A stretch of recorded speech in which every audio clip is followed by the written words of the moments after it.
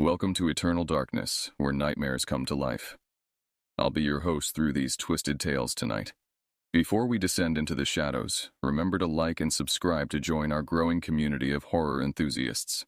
Get comfortable, turn down the lights, and prepare yourself as we begin our journey into the unknown. September 2nd, 1987. Started like any morning filled with youthful optimism. My 3 college friends and I had spent nearly 12 months planning this expedition, constantly rescheduling whenever someone's work shift or family obligation got in the way. Finally, with our junior year at the University of Washington looming just days ahead, we'd managed to align our calendars for one last adventure before buckets of textbooks and lecture halls consumed our lives again. The 4 of us, myself, Stephen Mitchell, Tommy Bradford, and Lawrence Larry Quinn, had grown close during our freshman year, bonding over late-night study sessions that inevitably devolved into philosophical debates about existence, freedom, and our place in an increasingly corporate world. We were English majors, philosophy minors, and typical products of our generation, hungry for authentic experiences beyond the sterile confines of suburban Seattle life. Olympic National Park had captured our imagination months earlier, when Professor Hendricks mentioned it during a lecture on transcendentalist literature. He described it as one of the last true wildernesses in the continental United States, a place where a person could still genuinely disconnect from civilization's endless noise.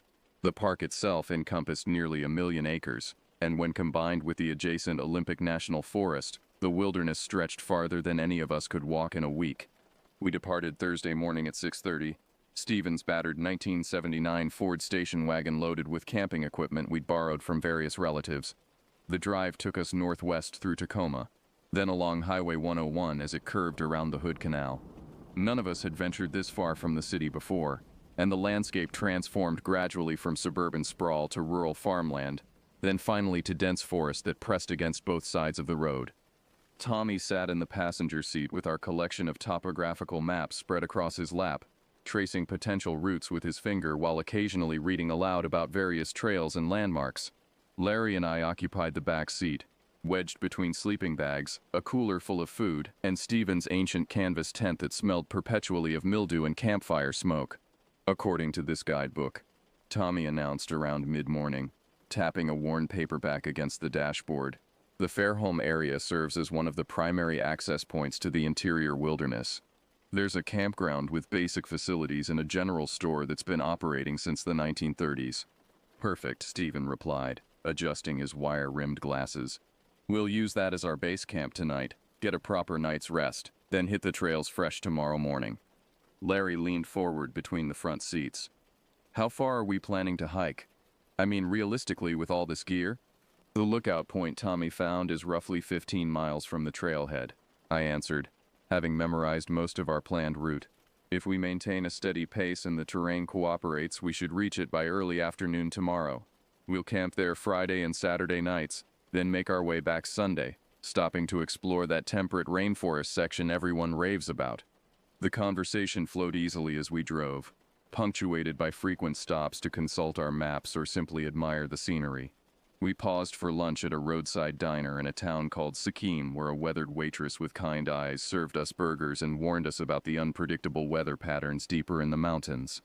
"You boys be careful out there," she said, refilling our coffee cups. "Folks get themselves turned around in those woods more often than you'd think. The trees grow so thick in places that you can't see more than 20 feet in any direction." We assured her we'd packed compasses and would stick to established trails, though her warning did little to dampen our enthusiasm. If anything, the prospect of genuine wilderness, the kind where a person could actually become disoriented, only heightened our excitement. We reached Fairholme around 3 in the afternoon. The campground sprawled beneath towering Douglas firs and western hemlocks, their trunks wider than our station wagon.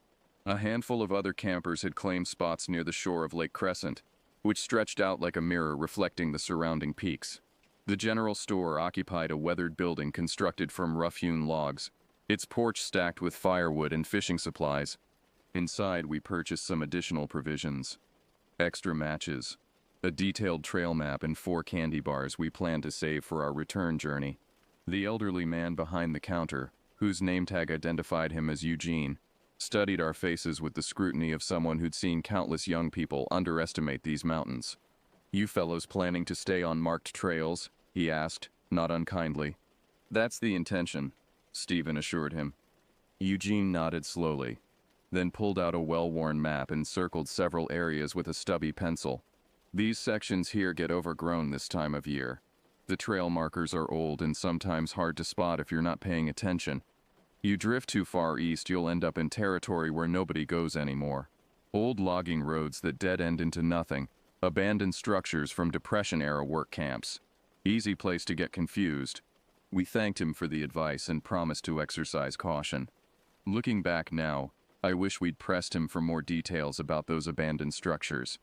Asked him exactly what he meant by territory where nobody goes anymore.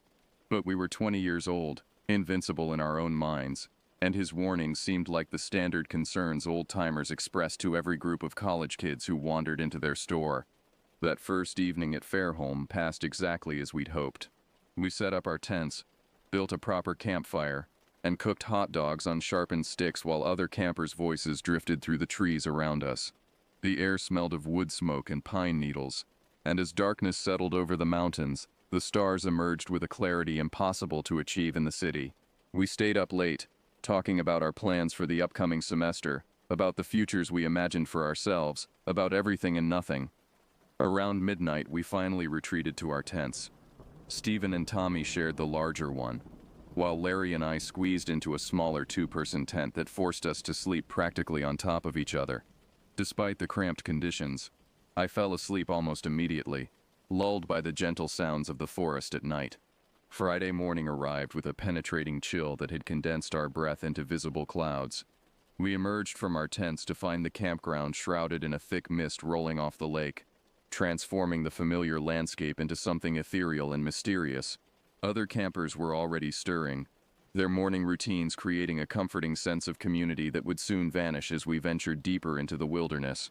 We ate a quick breakfast of instant oatmeal and lukewarm coffee, then broke down our camp with the efficient movements of people eager to begin their adventure. By 7:30, we'd loaded our backpacks, each weighing between 30 and 40 pounds, and stood at the trailhead, studying the weathered wooden sign that listed distances to various landmarks. The trail began innocuously enough, a well-maintained path that wound through stands of old-growth forest. Sunlight filtered through the canopy in golden shafts, illuminating patches of sword ferns and Oregon grape. The temperature climbed as the morning progressed, and within an hour we'd all shed our jackets, tying them around our waists as we hiked. Tommy had taken the lead position, his natural competitiveness driving him to set a brisk pace that the rest of us struggled to maintain. Every so often, he'd stop to consult the map, comparing landmarks to our surroundings before confidently pointing us forward. Stephen followed close behind, his long legs eating up the trail with seemingly effortless strides. Larry and I brought up the rear, occasionally falling behind to examine interesting plants or simply catch our breath during particularly steep sections. Around 10 o'clock we reached the temperate rainforest area that the guidebook had promised would feel like stepping onto an untamed planet. The description hadn't been exaggerated. The forest transformed dramatically as we entered this zone, the trees growing even taller while their trunks became coated in thick moss that glowed an almost luminescent green. The understory exploded with ferns of every imaginable variety, some standing taller than our heads. Everything dripped with moisture, creating a constant symphony of water droplets hitting leaves. "This is incredible," Larry breathed, his head tilted back to stare at the canopy far above us. "I feel like we've walked into a movie set." We paused for lunch in a small clearing, sitting on a massive fallen log while we ate sandwiches and passed around a bag of trail mix. The forest around us hummed with life. Birds called from invisible perches, insects buzzed through shafts of light, and somewhere in the distance water rushed over stones. "According to the map," Tommy said between bites, "we should intersect with the trail leading to the lookout point within the next 2 or 3 miles. From there it's a steady climb up the ridge." But as we continued hiking after lunch, a subtle uneasiness began creeping into our expedition. The trail markers, which had been regular and obvious during the morning, became increasingly sparse. Several times we reached junctions where the path split without any signage to indicate which direction we should take. Tommy would pull out the map, orient it with his compass, and make his best guess based on the terrain. We're still heading generally west, he assured us after one particularly confusing intersection. As long as we maintain that bearing, we'll hit the ridge system eventually. The problem was that generally west left considerable room for error. The forest had grown denser, the undergrowth thicker, and the trail itself had narrowed to little more than a faint impression in the forest floor. Sometimes we'd walk for 20 minutes without seeing any indication that other humans had ever passed this way. By mid-afternoon, we'd reached a point where we could no longer pretend we were following any established trail. We were simply walking through the forest, trying to maintain our westward heading while picking the path of least resistance through the vegetation. Maybe we should head back to that last junction, Larry suggested, voicing what we'd all been thinking. Retrace our steps until we find a proper marker. Steven shook his head. We've been walking for hours. That last clear junction was probably 3 miles back. If we turn around now, we'll waste the entire day and accomplish nothing. He's right, Tommy agreed. Look, we can see the ridgeline through the trees ahead. It can't be more than another mile or two. Once we reach higher elevation, we'll have a better vantage point to orient ourselves. It made sense at the time, though I can see now how that decision set us on a course toward the cabin. We pressed forward, our initial enthusiasm giving way to a grim determination to salvage something from the day's hike. The forest seemed to close in around us, the trees growing so densely packed that twilight darkness persisted even during the afternoon. Nobody wanted to admit we were lost, though we clearly were. We'd been trudging through increasingly dense forest for what felt like hours when Tommy suddenly stopped, his hand raised in a gesture for silence. We froze, listening, expecting perhaps to hear a bear or some other wildlife that had caught his attention. "Do you see that?" he asked quietly, pointing ahead through the trees. At first I saw nothing but more forest, more shadows, more endless green. Then my eyes caught it, a straight line where nature preferred curves, an angular shape that didn't belong among the organic chaos of the wilderness. A structure. We approached cautiously, partly from exhaustion, and partly from an instinctive wariness about finding anything man-made this deep in the woods. As we drew closer, details emerged from the gloom. The building was a cabin, though calling it that felt generous. It was more like the skeleton of a cabin, a structure slowly being reclaimed by the forest that surrounded it. The roof sagged dramatically in the middle, completely buried under years of accumulated leaves, needles, and debris. Moss covered most of the exterior walls, thick as carpet, and in several places the wood had rotted through entirely, leaving gaps that exposed the dark interior. Vines had worked their way up one entire side of the structure, some as thick as my wrist, creating a living curtain that obscured the windows. Those windows fascinated me. The glass remained intact, which seemed miraculous given the cabin's overall state of decay, but they were so filthy that looking through them was like peering through fog. Dark shapes were visible inside, but their exact nature remained unclear. "What the hell is this place?" Larry whispered, as if speaking at normal volume might somehow disturb the structure. "Old hunting cabin, maybe?" Steven suggested. "Or possibly one of those Depression-era ranger stations Eugene mentioned." We circled the building slowly, taking in details. The cabin measured perhaps 15 feet by 20 feet, with what appeared to be a small addition on one side, probably a bedroom or storage area. A stone chimney rose from one end, several of its upper stones missing or displaced. The porch, barely more than a few weathered boards, creaked ominously under Tommy's weight when he stepped on it to peer through the window. "There's definitely stuff inside," he reported. "Looks like camping gear, maybe. Old food containers." The front door hung slightly ajar, its bottom edge dragging across the threshold where the frame had warped. Tommy pushed it gently, and it swung inward with a prolonged groan that set my teeth on edge. The interior emerged from shadow, revealing a single large room that smelled of decay, mildew, and something else I couldn't quite identify, something organic and slightly sweet that made my stomach turn. We entered slowly, our eyes adjusting to the dim light filtering through the dirty windows. The interior confirmed Tommy's assessment. Someone had used this place as a way station. An old wooden table occupied the center of the room, its surface littered with debris. I could see crumpled aluminum foil, probably used to wrap food for heating over a fire. A half-empty box of matches, the kind with the striking surface worn nearly smooth. A dented tin can, its label long since rotted away. with a crusty spoon still stuck inside. The floor was a minefield of trash. Torn wrappers that had once contained granola bars lay scattered like fallen leaves. A bag of trail mix had spilled its contents across the boards, and rodents had clearly been at work, leaving behind tiny droppings among the scattered nuts and raisins. An old sleeping bag, its fabric stained dark with substances I preferred not to identify, lay crumpled against the far wall beside a pile of firewood that had turned gray with age and moisture. "People have definitely been using this as a stopover," Stephen observed, nudging a pile of debris with his boot. "Probably hikers who got caught in bad weather or needed a place to rest." It made sense.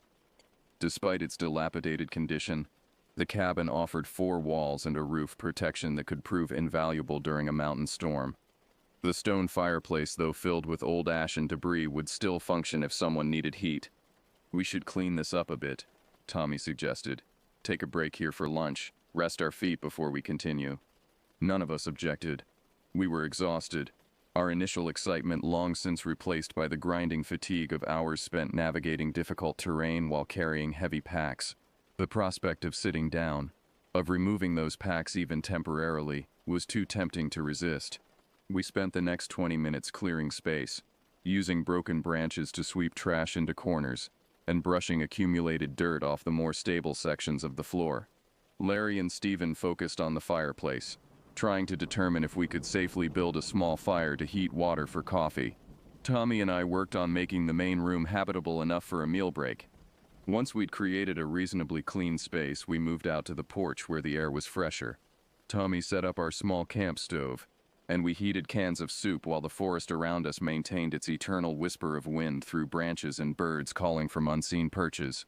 For a while, we simply sat in comfortable silence, too tired for conversation, content to rest our aching muscles and fill our empty stomachs. But curiosity is a powerful force, especially when you're young and still believe the world holds only interesting secrets rather than dangerous ones. After finishing my soup, I found myself staring at the cabin's interior, wondering about the people who'd used it over the years, about the stories these walls could tell if they could speak. "I'm going to look around a bit more," I announced, standing and stretching. "Maybe there's something useful in here we can salvage." The others barely acknowledged me, too focused on their food and rest. I stepped back into the dim interior, moving past the trash we'd swept aside, toward the smaller addition we'd identified as a bedroom. The door to this space hung partially open, revealing an interior even darker than the main room. I pushed it wider, wincing at the prolonged creak of hinges that hadn't moved in years. The smell hit me immediately. Stronger here, that sweet rotten odor of organic decay mixed with mildew and something else, something almost chemical. The bedroom was smaller than I'd expected, perhaps 10 feet square. An old mattress occupied one corner, its fabric so stained and discolored that I couldn't determine its original color. Dark patches covered the surface, and the stuffing bulged through multiple tiers. The whole thing practically radiated contamination, and I instinctively covered my nose and mouth with my shirt as I stepped further inside. A nightstand stood beside the mattress, its surface covered in cobwebs so thick they looked like cotton batting. 3 drawers faced me, their wooden fronts warped and water-damaged but still intact. Something about those drawers called to me, suggested they might contain something more interesting than the garbage scattered throughout the main room. I approached carefully, waving away cobwebs that clung to my hand with disturbing tenacity. The top drawer resisted briefly before sliding open with a scraping sound. The interior was too dark to see clearly, so I leaned closer, using the faint light from the dirty window to illuminate the contents. I wish I hadn't looked. The drawer contained a used condom, old and dried but unmistakable in its purpose.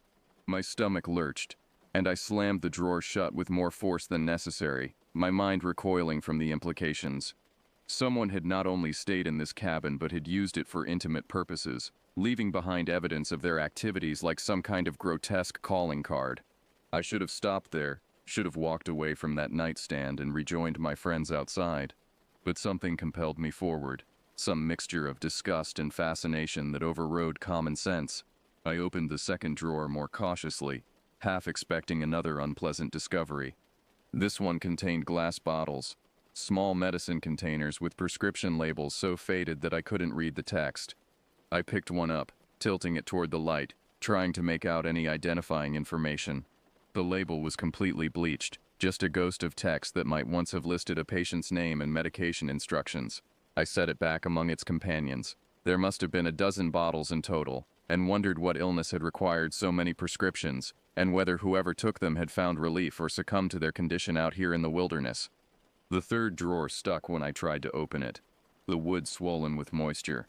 I had to pull hard, bracing one foot against the nightstand's base, before it finally surrendered with a sound like tearing paper.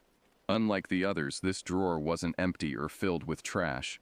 It contained a single item, a leather-bound notebook. I lifted it carefully, surprised by its weight. The leather was worn smooth, darkened with age and handling, and possessed that distinctive smell of old books, musty and slightly sweet. A leather cord wrapped around the cover, holding it closed, tied in a simple bow that came loose with a gentle tug.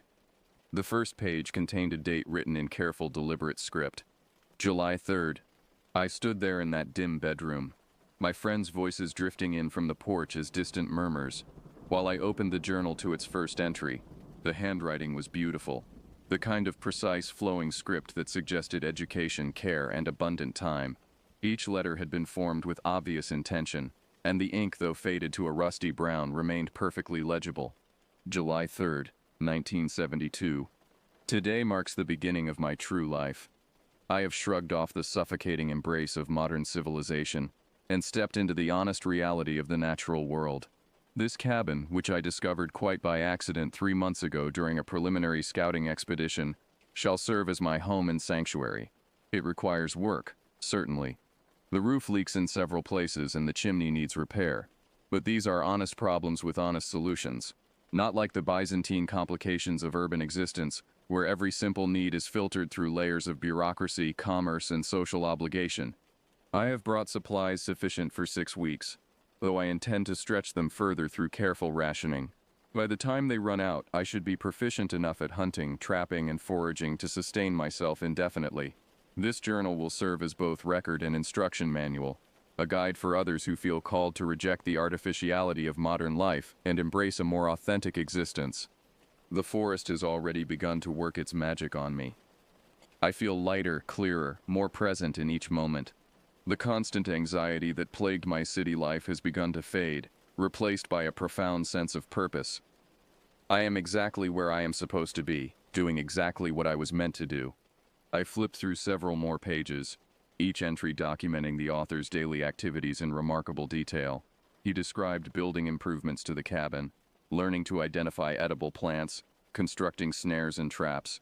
His enthusiasm radiated from every word, and I found myself genuinely impressed by his dedication and skill. This wasn't some naive dreamer playing at wilderness living. This was someone approaching their goal with intelligence and methodical planning. A few pages in, I found an entry that made me smile despite the strange circumstances. August 17th, 1972. Today I successfully snared my first rabbit. The creature was young, perhaps not fully grown, but it represented a milestone nonetheless. I have been eating grain and dried goods for weeks, rationing my provisions carefully, but the psychological barrier of taking a life for sustenance loomed large in my thoughts. Could I do it? Would my modern sensibilities prevent me from this necessary act? The answer, I now know, is that the act feels neither cruel nor momentous. It simply is. The rabbit lived, then it died, and now it will provide sustenance. There is an honest exchange in this, the creature's life for my continued survival, that contains more integrity than any meal I purchased from a sanitized grocery store, where the violence of meat production is hidden behind plastic wrap and marketing. The rabbit is now cooking over my fire. The smell is intoxicating. The entries continued in this vein for pages and pages, documenting the author's growing confidence and competence.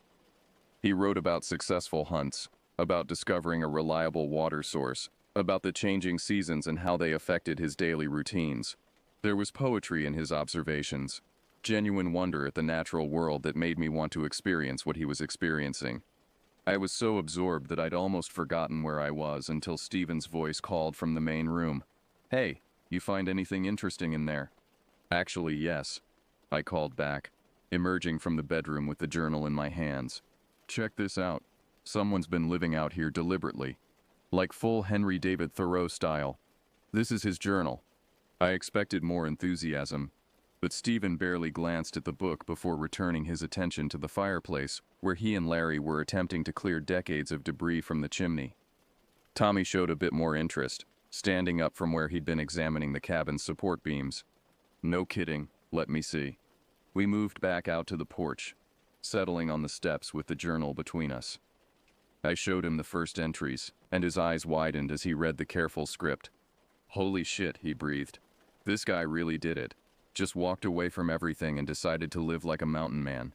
Keep reading, I urged, flipping ahead to show him later entries. It gets even better. For the next 30 minutes, Tommy and I passed the journal back and forth, reading passages aloud to each other when we found something particularly interesting or well-written. Tumulth Journey fascinated us. Here was someone who'd actually done what we'd only fantasized about during late-night dorm room discussions about rejecting societal expectations and finding authentic existence. But as we read deeper into the journal, moving from 1972 into 1973 and then 1974, a subtle shift began to appear in both the content and the quality of the writing. The entries, which had been daily at first, became less frequent, weekly, then monthly. The careful script grew looser, more hurried, as if the author couldn't be bothered to take the same care with his penmanship. And the content itself began to change. March 1976. Spotted a deer today. Beautiful creature, young buck with antlers just starting to branch. I watched him for perhaps an hour, completely motionless, barely breathing. At one point he looked directly at me, and I swear I saw recognition in his eyes. Not awareness of me as a threat, but recognition of me as a fellow creature of this place. We are the same, him and me. We both exist according to the forest's terms, subject to its laws rather than man's arbitrary rules. Sometimes I wonder if I'm thinking clearly anymore. The solitude affects perception in strange ways. But maybe that's the point. Maybe clarity is exactly what I'm losing, and in its place I'm gaining something more valuable. Truth without the distortion of human perspective. This is getting a bit weird, Tommy observed, reading over my shoulder. Yeah, I agreed. Keep going, though. It gets weirder. The entries from 1977 and 1978 grew increasingly erratic. Sometimes they were short, just a sentence or two. Other times they rambled for pages, the handwriting growing larger and wilder as the author's thoughts spiraled into tangential observations about nature, consciousness, and his place in the cosmic order. October 1978. The forest speaks, but only when you've been quiet long enough to deserve its words. Most people never hear it because they bring the noise of civilization with them, cluttering their minds with worries about money and status, and all the meaningless constructs that humans invented to torture themselves. But out here, in the pure silence, when you've emptied yourself of all those false concerns, the trees whisper secrets, the wind carries messages, even the rocks hum with ancient knowledge, if you press your ear against them and listen with intent that transcends mere hearing. Am I going mad? The thought occurs with decreasing frequency, and when it does, I find I care less and less. Madness is just another construct, another way for society to categorize and control. If what I'm experiencing is madness, then madness is far superior to the gray sanity of modern life. Tommy had stopped reading, his enthusiasm fading as the journal's tone shifted from inspirational to unsettling. I think I'm done, he said, standing and stretching. Guy obviously lost his mind out here. Kind of takes the romance out of the whole wilderness living fantasy. He wandered back inside to help Stephen and Larry with the fireplace, leaving me alone with the journal. I should have followed him, should have set the book aside, and rejoined my friends. But I couldn't stop reading. Something about the author's descent fascinated me in a horrifying way, like watching a car accident in slow motion. I flipped ahead more quickly now, scanning entries rather than reading them in detail. The years blurred past, 1979, 1981. The handwriting deteriorated further, becoming increasingly difficult to decipher. In some entries, entire words were illegible, obscured by angry scratching, or simply rendered in script too rushed and frantic to parse. And then, around 1982, the content shifted from merely unsettling to genuinely disturbing. January 1982. Killed a pigeon today. Felt its heartbeat flutter against my palm like a trapped butterfly before the final squeeze. In that moment of transition, life to death being to not being, I swear I could feel something transfer between us. Not just the bird's life ending, but something of its essence entering me, joining with whatever I am now. Am I collecting these deaths? Are they accumulating inside me, building towards something? Sometimes when I look at my hands, I don't recognize them. They move according to my thoughts, perform tasks I intend, but they seem to belong to someone else. Someone stronger and more honest than the soft academic who first stumbled into this forest. I am becoming something new, something that doesn't fit the categories I used to understand. The entry ended there, and the next one wasn't dated at all. Just a scrawl of words that took me several minutes to decipher. The sky sings when the birds are silent. I hear it. God must hear it too. Does God know I'm listening? Does he approve? The game has rules, but nobody explained them before starting. I think I'm losing, but maybe losing is actually winning. Maybe the point is to lose everything until nothing remains but the essential true thing at the core. I felt my pulse quicken as I read. This wasn't just isolation affecting someone's mental state, this was complete psychological collapse documented in real time. The author hadn't simply grown eccentric or developed odd beliefs. He'd fragmented, his sense of self shattering into pieces that no longer fit together coherently. The entries from 1983 and 1984 grew shorter, but more frequent, sometimes multiple per week, each one a glimpse into further deterioration. My face in the water. Not my face. Whose face? Face is changing. All the animals I've killed looking out through my eyes. I am them. They are me. We are God's joke. Can't remember why I came here. Can't remember where here is. Forest, prison, heaven, hell, all the same. All different. Words don't work anymore. Tried to leave yesterday. Or maybe it was last month. Time does funny things. Tried to walk out, find people. Remember how to be human. Got to the ridge and couldn't move forward. Like hitting a wall made of air. The forest won't let me go. Or I won't let me go. Same thing. By 1985, many entries weren't even written in recognizable language. The author had developed a kind of personal shorthand, cryptic symbols, abbreviated words, strange compound terms that only he could understand. When readable text appeared, it was angry, bitter, lashing out at God, at society, at himself. June 1985. God cheated. Rules weren't real. Game was rigged from the start. I hate everything. The trees mock me. The animals plot against me. Even the rocks whisper about me when they think I'm not listening, but I'm always listening now. Can't stop listening. Sound never stops. Even silence is loud. I flipped pages faster now, disturbed but unable to look away. The journal had become a testament to one man's complete mental disintegration, a descent into madness so gradual that he documented every step of the journey without recognizing what was happening until it was far too late. 1987, 1988. The entries grew even more sparse, and even less coherent. Sometimes weeks or months passed between writings. When they appeared, they consisted mostly of those strange compound words I'd noticed earlier. Phrases like blood god, kill death, sick brain, pain peace. Occasionally complete sentences emerged from the chaos. I am what I am not. My offense is truth. The cosmic game plays me instead of me playing it. When the final rule reveals itself, all the other rules will make sense, but the final rule never comes. Maybe there is no final rule. Maybe the joke is that there never were any rules at all. The entry chilled me despite the warm afternoon air drifting through the cabin's broken windows. This person, whoever they were, whatever they'd once hoped to achieve by retreating into wilderness, had been destroyed by their isolation. Not just changed or affected, but fundamentally destroyed.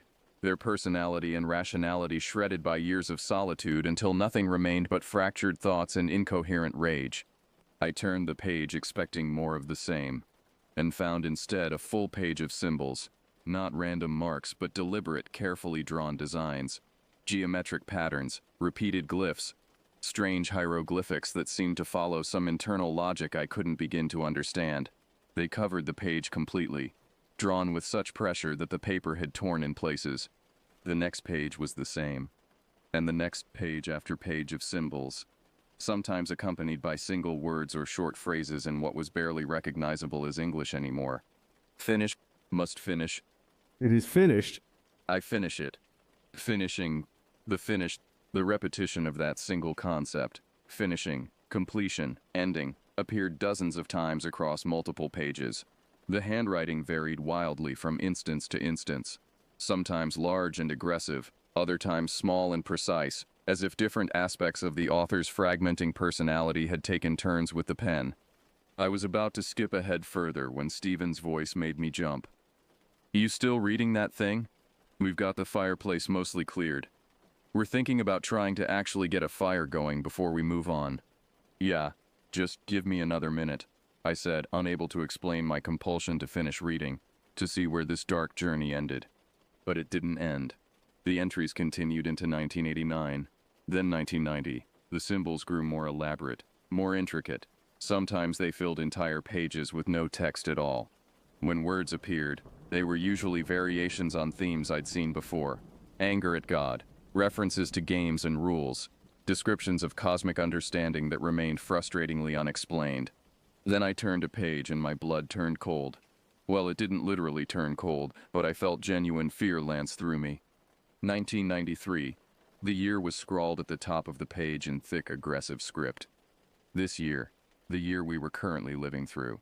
Below the date was another page of symbols, but beneath those, in slightly neater handwriting than the previous entries, "Fall approaches, the leaves will die again. Everything dies again and again and again. My rules, or nature's rules. Same rules. Death rules. I have died so many times. The animals I've killed have killed me. We are all dead together. The cabin remembers everything. The forest remembers everything.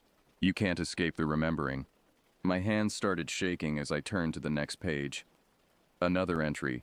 This one even more recent. September 1993. "Strangers have been here. I can smell them. They touched my things. They disturbed the order. There are rules about disturbing the order. The forest has rules. I have rules. The rules must be enforced, or everything falls apart more than it's already fallen apart. Must find them, must teach them about rules, about finishing, about how everything must finish properly." I slammed the journal shut, my heart hammering against my ribs. We weren't reading about some long-ago wilderness experiment gone wrong. We were reading about someone who was still out here, still living in this cabin or nearby, still descending deeper into madness. And we were in his home. I burst into the main room where Stephen, Larry, and Tommy were huddled around the fireplace, poking at the debris they'd cleared from the chimney.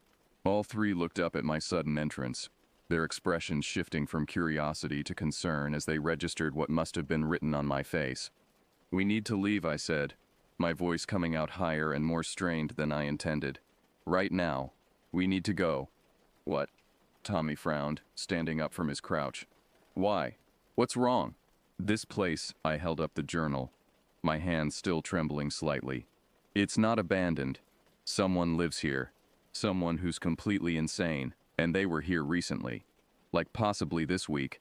"Slow down," Stephen said, approaching me with his hands raised in a calming gesture. "What are you talking about? What did you read?" I flipped the journal open to the most recent entries, showing them the deteriorating handwriting, the angry symbols, the disturbing content. "Look at the dates. The earliest entries are from 1972, but there are entries from this year, from this month. The person who wrote this has been out here alone for over 20 years, and they've completely lost their mind."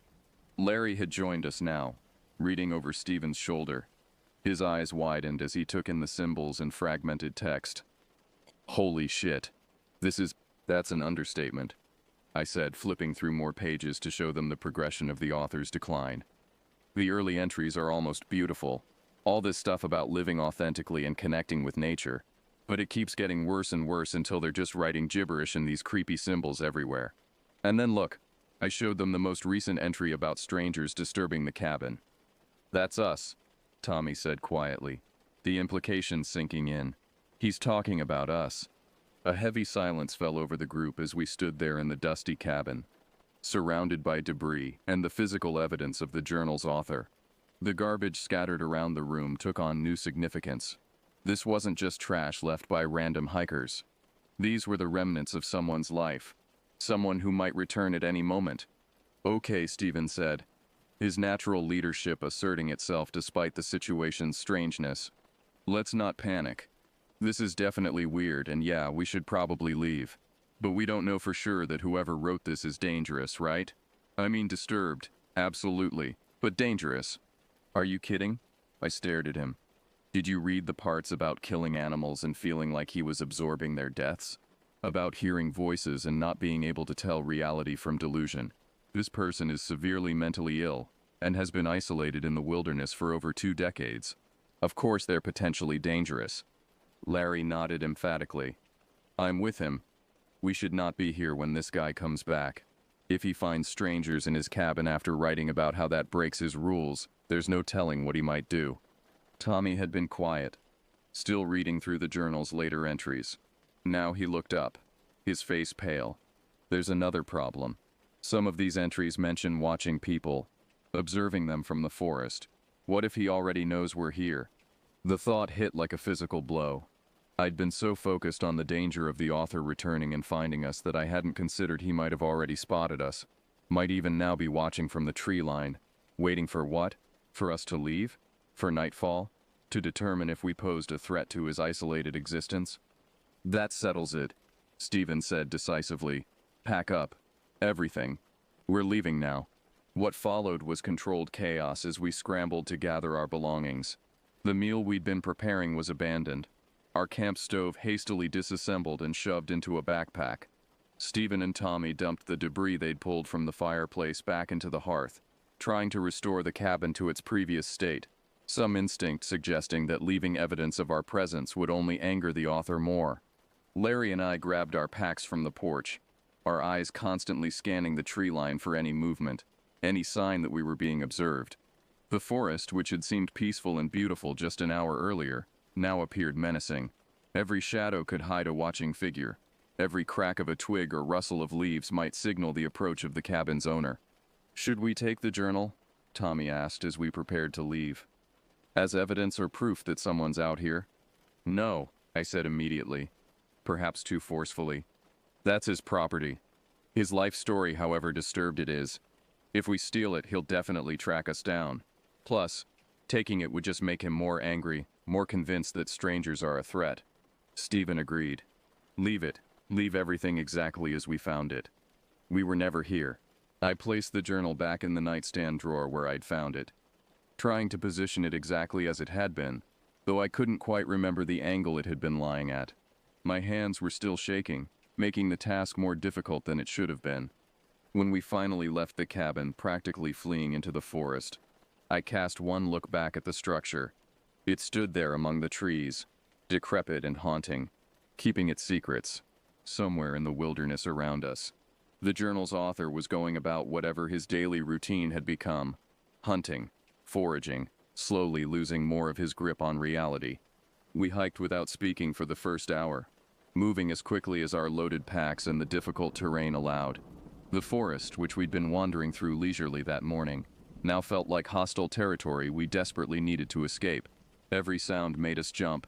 Every snap of a branch sent our heads whipping around to check our backs. Tommy took the lead, consulting his compass frequently, and choosing paths that led generally eastward, back toward Lake Crescent, back toward the campground at Fairholm, back toward civilization and safety. None of us suggested stopping, even as the afternoon wore on, and our legs began to burn from the sustained exertion. Around 5 in the evening, we finally spotted the ridgeline that we'd been aiming for that morning. From this elevated vantage point, we could see for miles the folded mountains stretching to the horizon, the dark green of the forest broken occasionally by granite outcroppings or meadows. There, Stephen said, pointing to the southeast. That's got to be the area around Lake Crescent. We're probably 6 or 7 miles out.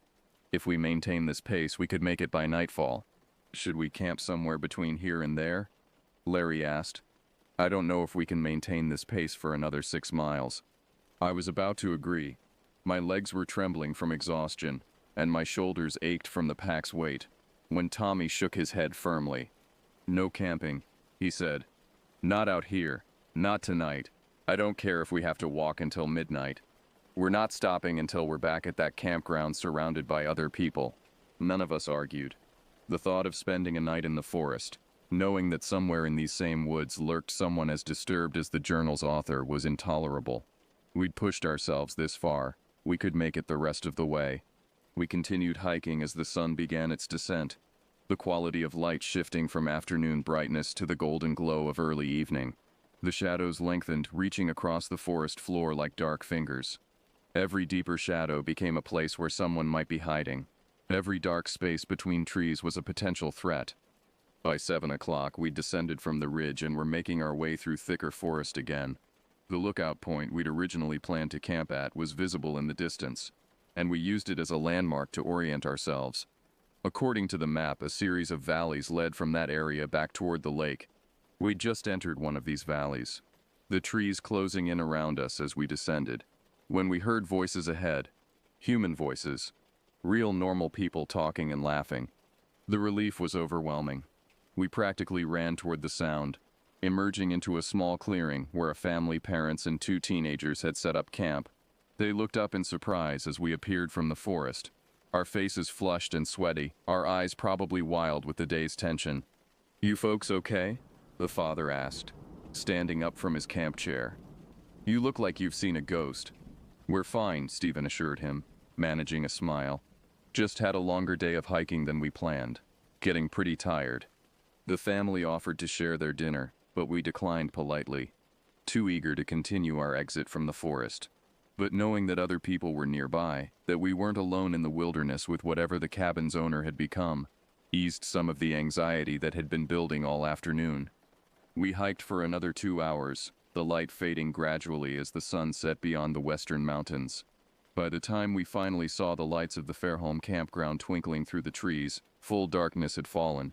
We'd been hiking for nearly 12 hours, covering who knows how many miles of difficult terrain. But we'd made it. We were safe.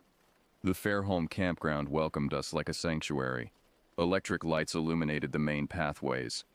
Car doors slammed as campers moved about their sites. Children's laughter echoed from nearby campsites. The sounds and sights of normal human activity, mundane, peaceful, beautiful in their ordinariness, washed over us like a wave. We found an empty site near the lake's edge and set up our tents by flashlight, our movements automatic despite our exhaustion. None of us spoke much. The day's events had drained us not just physically but emotionally. We'd gone from excited adventurers to genuinely frightened young men in the span of a few hours, and the psychological whiplash left us numb. Once the tents were up, we built a campfire, a real, proper fire in the designated fire ring, using purchased firewood from the camp store instead of forest deadfall. Larry volunteered to walk to the general store and get us some proper food, something we could cook over the flames. He returned 20 minutes later with hot dogs, buns, a bag of chips, and 4 bottles of soda. We ate in silence at first, too hungry and too tired to talk. But gradually, as the food restored our energy and the fire's warmth seeped into our bones, conversation returned. "Do you think we should report this?" Tommy asked, staring into the flames. "Tell the rangers or park service or whoever that there's someone living out there who might be dangerous." "And tell them what exactly?" Stephen countered.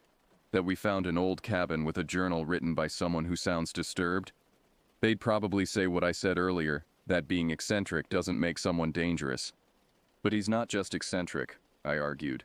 "He's seriously mentally ill. The progression from those early entries to the recent ones shows clear psychological deterioration. That's not just someone being weird. That's someone experiencing a complete break from reality." Larry nodded. "Plus, the isolation makes it worse. If he was living like that in a city, someone would have intervened years ago, gotten him help. But out there completely alone, there's no intervention possible. He just keeps sinking deeper into whatever mental illness he's experiencing." "Assuming he's even still alive," Tommy added. "Those entries could be weeks or months old. Maybe he finally died out there, or walked out of the forest, or I don't know, something." We fell silent again, each of us contemplating the journal's author and the lonely, terrible fate he'd chosen for himself. Despite the fear he'd instilled in us, I felt a measure of pity for him too. Whatever ideals had driven him into the wilderness 20 years ago, whatever dreams of authentic existence and connection with nature he'd harbored, they'd been thoroughly destroyed by the reality of prolonged isolation.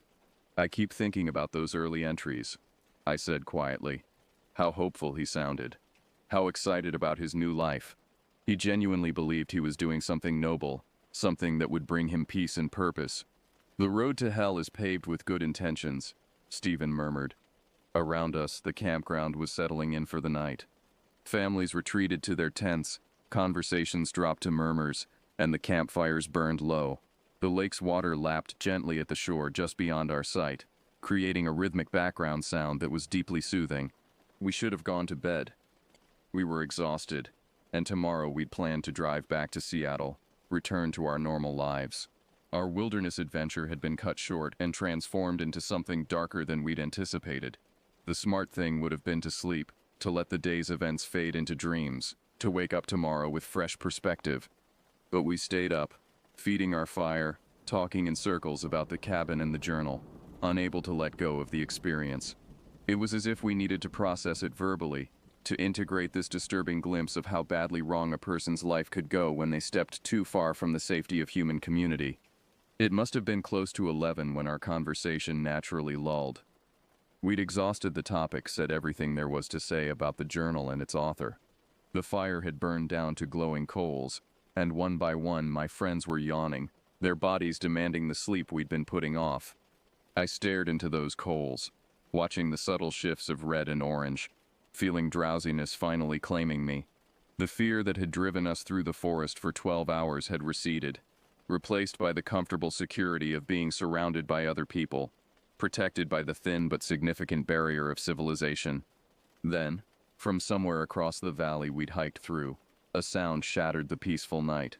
It started low, barely audible over the lake's gentle sounds.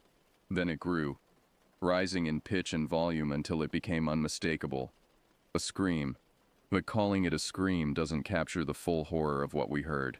It was rage and pain and madness all compressed into a single vocalization that echoed across miles of forest. The sound raised every hair on my body. Around the campground, conversation stopped. Other campers emerged from their tents, looking around in confusion and alarm, trying to determine the source of that terrible cry. It lasted perhaps 10 seconds, an eternity of sustained fury, before cutting off abruptly, leaving a silence that felt even more ominous than the sound itself. "That was him," Larry whispered, his face pale in the firelight. "That was the guy from the cabin." None of us contradicted him. We knew. Somehow we absolutely knew that what we'd just heard was the journal's author, out there in the darkness, aware that strangers had invaded his territory.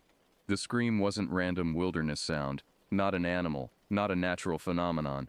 It was communication, a statement of rage and warning broadcast across the forest. He knew we'd been there, and he was letting us know that he knew. "We need to leave," Tommy said, already standing. "Now, we need to get out of here right now." What followed was a frantic reversal of everything we'd just done. We tore down our tents without bothering to fold them properly, just cramming them into their bags. Our gear was thrown into backpacks with none of the careful organization from earlier. Everything we'd unpacked was repacked in minutes, driven by a primal fear that the source of that scream was even now making his way toward the campground. Other campers watched us with confused expressions, some calling out to ask if we were okay, if we needed help. We barely responded, too focused on our escape to explain the situation. What would we even say? There's a crazy person in the forest who screamed at us. They'd think we were overreacting, being paranoid college kids spooked by normal wilderness sounds. But we knew better. That scream had been directed at us, a response to our presence in the cabin. Whether the author had been watching us the entire time, or had simply returned to find evidence of our intrusion, he was aware of us now, and his response suggested he was less than pleased. We reached Stephen's station wagon in record time, throwing our gear into the back with no regard for order or care. Stephen's hands shook as he tried to fit the key into the ignition, missing twice before finally getting it inserted and starting the engine. The headlights illuminated the parking area as we pulled out, revealing other vehicles in the dark forest beyond. For just a moment I thought I saw movement at the tree line, a figure stepping back into shadow, but it might have been my imagination, my fear creating threats where none existed. We drove through the night without stopping, taking turns behind the wheel, when exhaustion threatened whoever was driving. Nobody suggested we stop at a motel or pause for rest. The need to put distance between ourselves and that cabin, between ourselves and its owner, overrode every other concern. Dawn was breaking as we finally pulled into Seattle, the city's familiar skyline emerging from the morning mist. Never had urban sprawl looked so beautiful, so welcoming. We were back in civilization, surrounded by millions of people, protected by the sheer density of human population. Stephen dropped each of us off at our apartments. When he pulled up to my building, I grabbed my pack from the back and stood there for a moment, looking at my friends' exhausted faces. "We don't talk about this," Tommy said from the front seat. Larry and I nodded. What else could we do? Report the cabin and journal to authorities who might dismiss our concerns. Try to explain to people who'd never been there what we'd experienced. Better to bury the memory, let it fade, move forward with our lives. But we should have taken that journal, Larry said quietly. Should have brought it as proof that someone's out there. No, I said firmly. That would have made everything worse. He would have tracked us down for sure if we'd stolen it. At least this way, we just disturbed his space. That's forgivable, or at least survivable. None of us truly believed that, but we needed to believe it. We needed to think that by leaving the journal, by fleeing rather than confronting or reporting, we'd avoided something terrible. I carried my pack upstairs to my apartment, dropped it by the door and collapsed onto my bed, still fully clothed. Sleep came immediately, the exhaustion of the past 36 hours finally claiming me. I slept through most of Saturday, waking briefly to eat and shower before returning to unconsciousness. On Sunday, I tried to return to normal life. I unpacked my camping gear, did laundry, prepared for the start of classes on Monday. But the cabin and the journal haunted my thoughts. Every time I closed my eyes, I saw those deteriorating entries, those angry symbols, those warnings about strangers and rules and finishing. Monday came, and with it the return to academic routine. Classes, lectures, homework, all the familiar rhythms of college life. My friends and I saw each other on campus but didn't discuss the camping trip. We'd agreed to forget, to move on, and we stuck to that agreement. But forgetting proved impossible. That night, lying in bed in my apartment, I kept thinking about the journal's author. Was he still out there in the cabin, furious about our intrusion? Had our presence triggered something in his damaged mind, pushed him toward some action he might not have otherwise taken? Or had he already forgotten about us, his fractured consciousness moving on to other concerns, other manifestations of his isolation-induced madness? I thought about those early entries, about the intelligent, idealistic person who'd walked into the forest hoping to find authentic existence.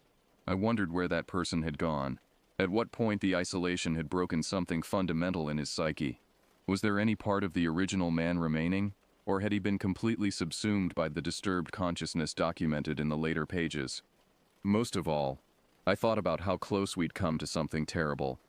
If we'd stayed at the cabin longer, if we'd decided to camp near it, if we'd encountered the author face to face, what would have happened? Would he have been hostile, violent? Would we have tried to help him, to convince him to return to civilization? Would we have ended up as new entries in that journal, strangers who'd violated the rules and received their punishment? I never returned to Olympic National Forest. The experience had poisoned the wilderness for me, transformed it from a place of adventure and peace into a landscape that might hide dangerous secrets, might shelter lost souls who'd wandered too far from the safety of human community. Sometimes, though, I wonder about him. The journal's author, whoever he was, whatever became of him, did he survive out there? Is he still living in that cabin, even now, 30-some years later? Or did he finally succumb to the elements, to malnutrition, to the various dangers of wilderness existence? Part of me hopes he found his way back eventually, that something broke through his madness and guided him home. But I know that's probably wishful thinking. Someone that far gone, that isolated for that long, likely never returned to the person they'd once been. And that scream, that terrible rage-filled howl that echoed across the valley, still haunts my dreams occasionally. I wake in the night sometimes, convinced I've heard it again, only to realize it was my imagination supplying phantom sounds in the darkness. I'm grateful we escaped when we did. Grateful we didn't take the journal, didn't try to confront or help its author, didn't make any of the decisions that might have led to a far worse outcome. We were young and stupid, wandering into the forest with romantic notions about wilderness and adventure, unaware that sometimes people don't just visit the wild, they're consumed by it. The forest has rules, the journal had said. And one of those rules, I learned that September, is that you don't venture too deep alone. You don't stay too long in isolation. You don't trust that you can maintain your humanity without the regular presence of other humans to remind you what humanity means. Break those rules, and the forest keeps you. It changes you. It reduces you to something primitive and damaged, something that screams at the night, and writes gibberish in old journals and forgets that it was ever anything other than alone. I thank God we got out, and I pray I never again encounter whatever that man became.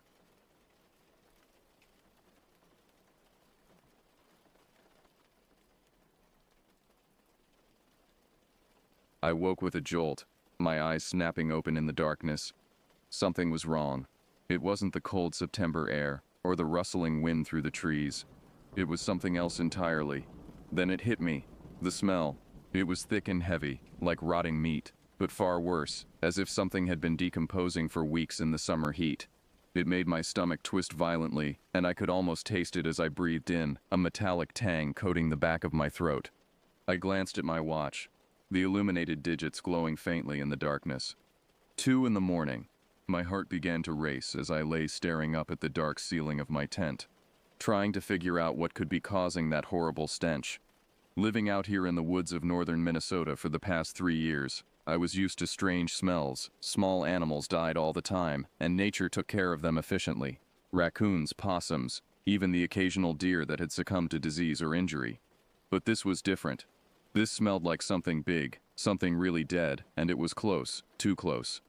I grabbed my bear spray from beside my sleeping bag, my fingers wrapping around the canister with white-knuckled intensity. Bears could smell a carcass from miles away, and if something dead was nearby, it could bring one right to my camp. I'd seen what bears could do to a campsite when they were hungry or curious. The minutes dragged by with agonizing slowness, and the smell kept getting worse, intensifying until I had to breathe through my mouth to avoid gagging. I tried to ignore it and focus on the sounds of the night, but every breath filled my nose with that stench despite my efforts. I felt a growing sense of unease, a sensation that went beyond simple discomfort, settling deep in my bones like ice water. Then I heard it, a crunch.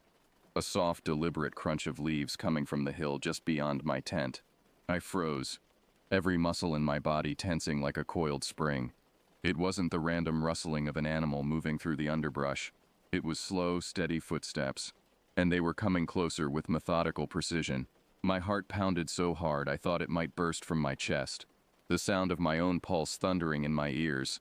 I held my breath, listening as the steps grew nearer, one slow crunch after another, each one seeming to take an eternity. They weren't heavy like a bear's would be, with their characteristic lumber and weight. They were careful, measured, almost like a person's deliberate gait.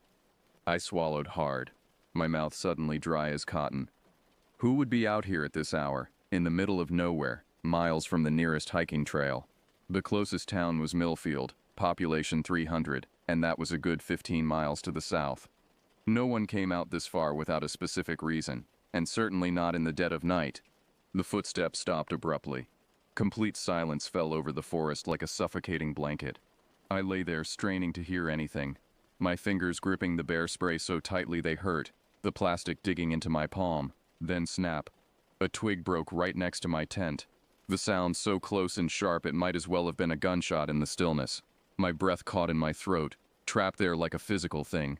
Whatever it was close. Too close. The stench was overpowering now, thick and choking, filling the small space of my tent until I could barely think straight, my senses overwhelmed by the smell and the paralyzing fear coursing through my veins.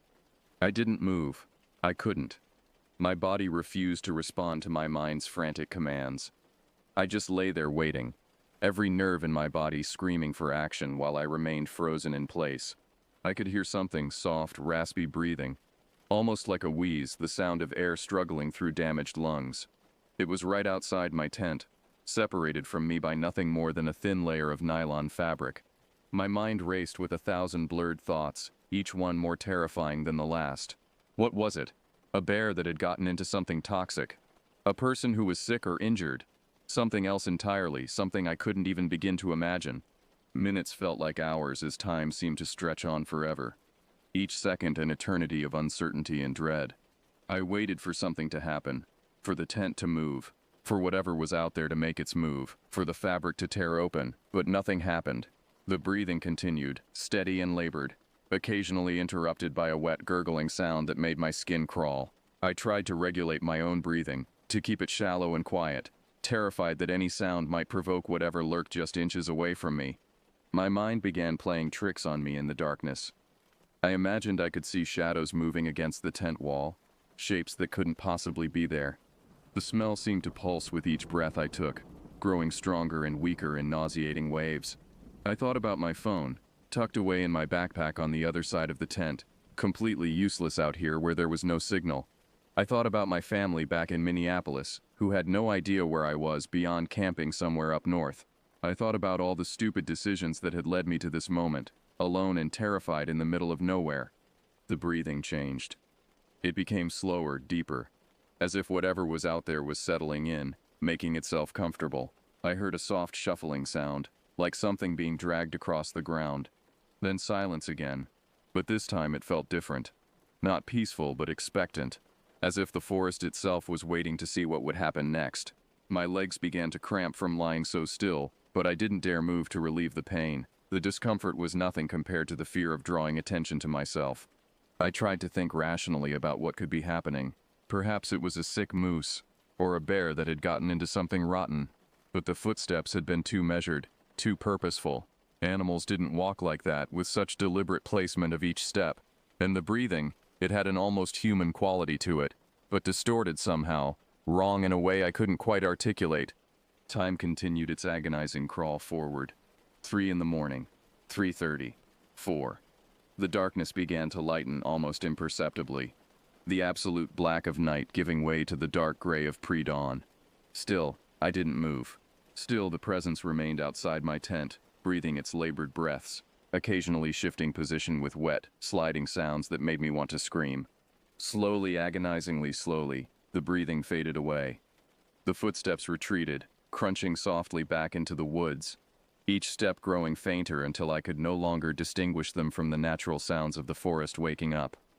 I didn't dare move until I saw the first real light of dawn filtering through the tent fabric. When the sky finally started to lighten properly, painting the world in shades of pink and gold, I took a deep breath, trying to steady my nerves that felt like they'd been scraped raw. I reached for the zipper, my hands trembling so badly it took 3 attempts to grasp it properly. Slowly, inch by inch, I unzipped the tent, the sound seeming impossibly loud in the morning stillness. The forest was quiet, the air cold and crisp against my face. The horrible smell was gone, completely vanished as if it had never existed, and everything seemed normal, except it wasn't. Nothing about this was normal. I stepped out of my tent, my headlamp cutting through the morning mist that hung low over the ground. The woods felt different, transformed somehow from the familiar landscape I knew so well. The silence was too heavy, too expectant, as if the forest itself was waiting for something to happen. I looked around, searching for any sign of what had been there, but at first glance there was nothing. Just the trees, the rocks, and the feeling that something had been watching me. Something that was still out there, somewhere, waiting and watching. The sun was up now, fully clearing the horizon, and the forest was bathed in soft golden light that should have been comforting but somehow wasn't. Everything looked peaceful on the surface, but I couldn't shake the feeling that something was fundamentally wrong. I took a deep breath, trying to calm myself with limited success, and decided to look around more carefully. I had to find out what caused that awful smell last night. Maybe it was just a dead animal, and I was overreacting, my imagination running wild after a sleepless night. I had to know. I needed to understand what had happened, needed some rational explanation to cling to. I started walking in a widening circle around my camp, my eyes scanning the ground for anything out of place. At first, I didn't see anything unusual, just the usual rocks and fallen branches, the carpet of pine needles and fallen leaves that covered the forest floor. But as I moved further away from my tent, perhaps 30 yards out, I noticed something strange that made my stomach drop. There were large rocks, each about the size of a basketball, that had been moved from their original positions. They were scattered in a rough line leading down the hill toward the small creek that ran through this area, as if someone or something had deliberately rolled them there in sequence. My stomach tightened, and I felt my heart rate spike again. The rocks were too heavy for a small animal to move. I tested one, trying to lift it, and could barely budge it even with both hands. Each one must have weighed 40 or 50 pounds at least. I knelt down and examined one more closely. It was cold to the touch, and there were deep marks in the dirt where it had been pulled from the ground, gouges that showed considerable force had been used. The earth around each rock was disturbed, pressed down in patterns that didn't match any animal tracks I knew. I looked around, my heart pounding again with renewed intensity. Who would do this? Why would anyone come out here in the middle of the night to move rocks around? And more importantly, how could they have done it so quietly, so carefully, while breathing like that? The smell from last night was gone completely, but the memory of it lingered in my mind. I could still almost taste it, and it made me feel sick just thinking about it, my stomach churning uneasily. I stood up and followed the line of rocks down the hill, my legs feeling weak and unsteady. They led me to a small clearing about 50 yards from my camp, where the ground was heavily disturbed.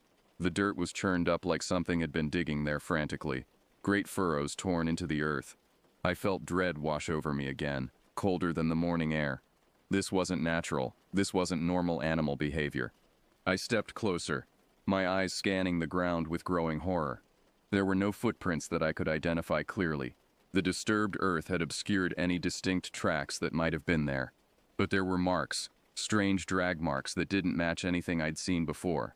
Long furrows as if something heavy had been pulled across the ground. The marks led further into the woods, disappearing into the dense underbrush. Just the rocks and the disturbed earth. And something else I almost missed at first.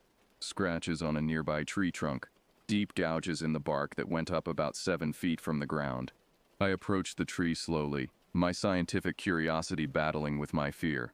The scratches were fresh, the exposed wood still light-colored, not yet darkened by exposure to air. They were too high for a bear, and the pattern was wrong anyway. 4 parallel lines, evenly spaced, each about an inch apart. My hand trembled as I reached up to touch them, feeling the rough edges of torn bark.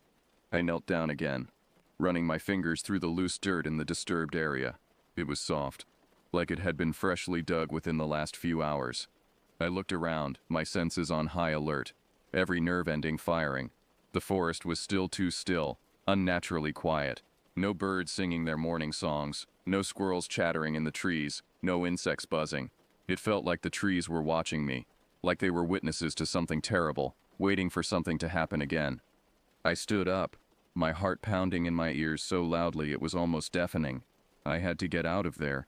Every instinct I had was screaming at me to run, to put as much distance between myself and this place as possible. I turned and started back up the hill, my eyes darting from side to side, scanning the shadows between the trees. Every shadow seemed to move in my peripheral vision. Every rustle of leaves made my heart skip a beat. I felt like I was being watched, like something was following me, tracking my every movement.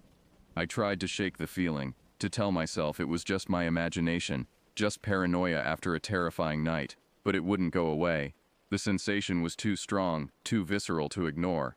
When I finally made it back to my camp, I felt a rush of relief so intense it almost made me dizzy.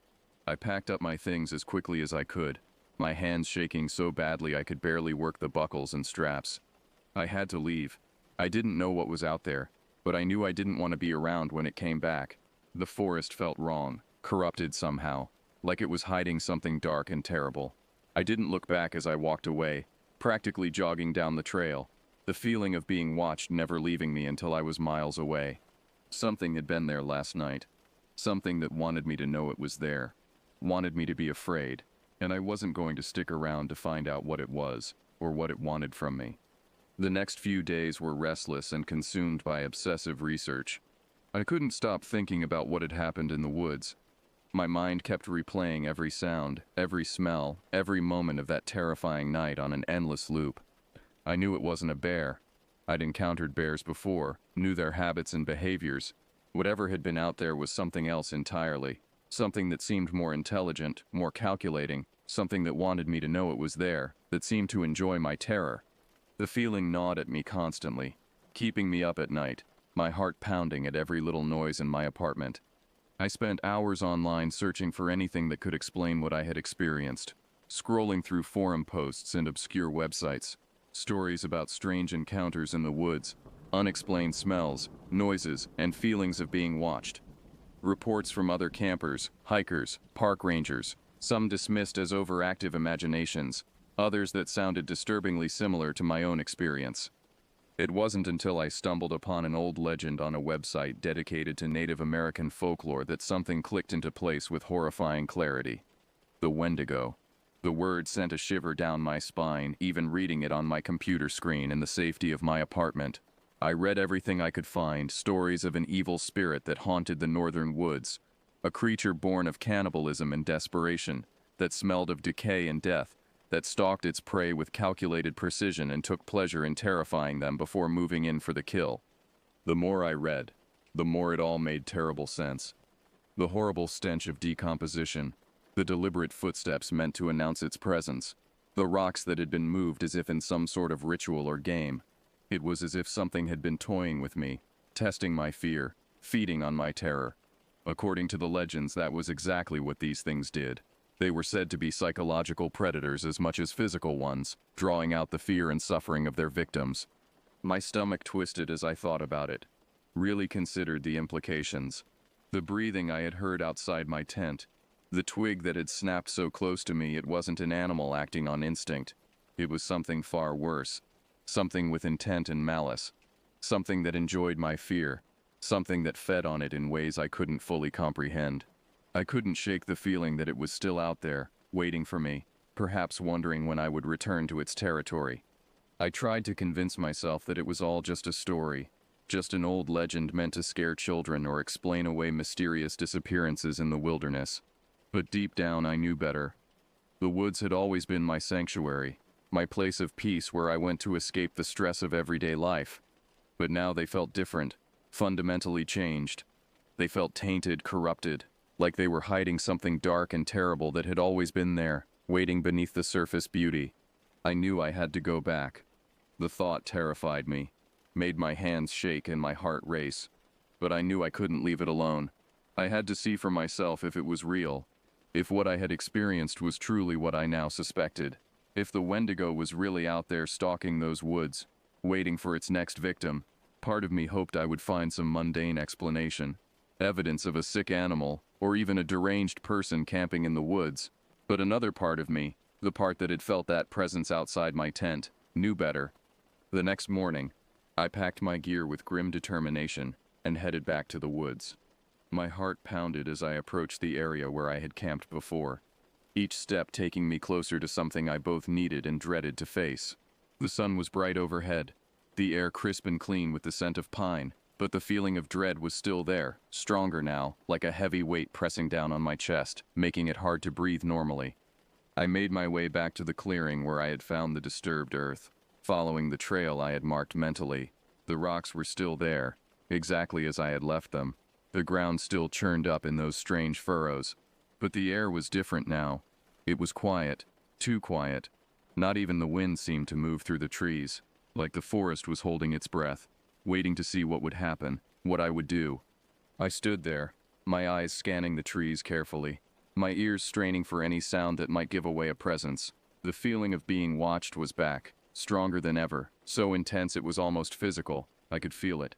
Something out there in the shadows between the trees, hiding just out of sight, observing me with an intelligence that was unmistakably aware. My heart raced, threatening to burst from my chest, and I felt ice water running through my veins despite the warm sunlight. I knew I wasn't alone. Something was out there, watching me, studying me, waiting for the right moment to make its move.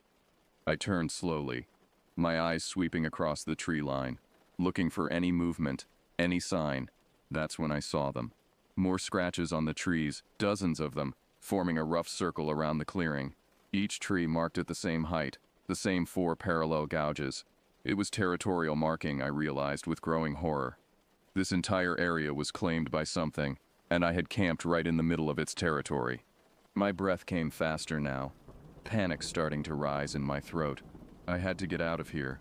But as I turned to leave, I saw something that made my blood freeze.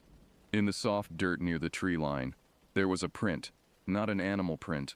It was roughly human-shaped, but wrong, too long, too narrow, with what looked like claw marks at the end. And it was massive, easily twice the size of my own boot print. I started to walk away, forcing myself not to run, knowing instinctively that running might trigger a chase response.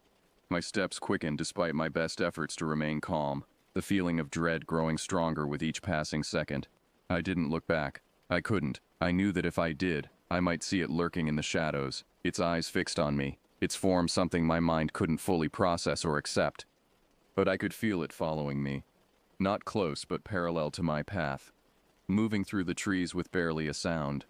Occasionally I would hear a soft crunch of leaves, always just far enough away that I couldn't pinpoint the location. The smell started to return, faint at first but growing stronger, that same putrid stench of death and decay that had filled my tent that terrible night. I walked faster, my breathing ragged, my hands clenched into fists. The trailhead was still a mile away, and I had never felt more vulnerable in my life. Every tree could be hiding it. Every shadow could contain something watching me with ancient, hungry eyes. The woods that I had loved for so long now felt malevolent, hostile, as if they were complicit in whatever stalked me. Finally, after what felt like hours but was probably only 20 minutes, I burst out of the tree line onto the dirt road where I had parked my truck. I fumbled with my keys, my hands shaking so badly I dropped them twice before managing to unlock the door.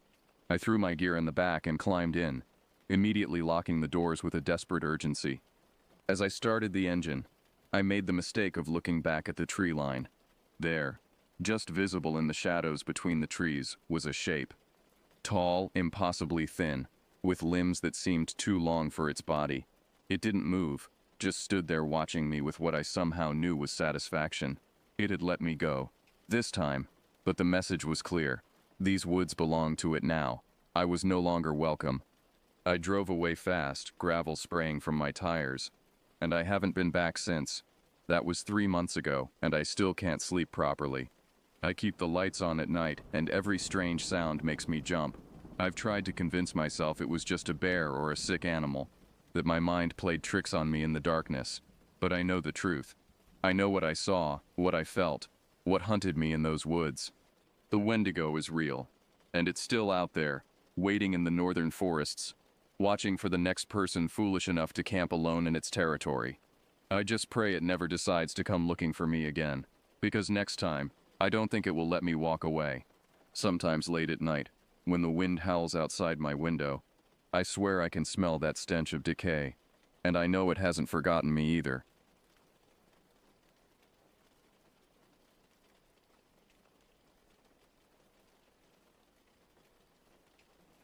The red cliffs of Redstone always looked different at night. During the day, tourists would snap photos of their rusty majesty, but after sunset they loomed like ancient sentinels, their shadows deep enough to swallow secrets. I'd been watching those cliffs for 15 years as a deputy, and they still made me uneasy when darkness fell. My name is Scott Larson. Back then, in June 2005, I was just another small-town cop in a place where nothing much happened. Redstone, Colorado sat nestled against those cliffs like a child huddling close to its mother's skirts. Once it had been a mining town, full of rough men and rougher living. Now it was all vacation homes and commuters who worked in the bigger city downstream. The night it all changed started like any other. I was on patrol in my cruiser, working my way through one of those newer developments that had sprung up like mushrooms after rain. The kind of place where architects tried to squeeze mansions onto postage stamp lots. The houses stood shoulder to shoulder, all trying to outdo each other with their grand entrances and perfectly manicured lawns. To me, they always looked like they were suffocating. My headlights swept across another sign warning about deer and slow children. I had to chuckle. We hadn't seen either out here in years. The development was too new, too sterile. The wildlife knew better than to venture into these manufactured spaces. The radio crackled, breaking my reverie. Unit 14, this is dispatch. We've got a disturbance reported at 1879 Red Ridge Way. Property owner is listed as Jonathan Wright. I knew the name, if not the man. Wright was one of those summer people who showed up for a week or two each year, trailing the smell of big city money. New York, I thought, or maybe Boston. The type who wanted to play at being a rugged mountaineer without getting their hands dirty.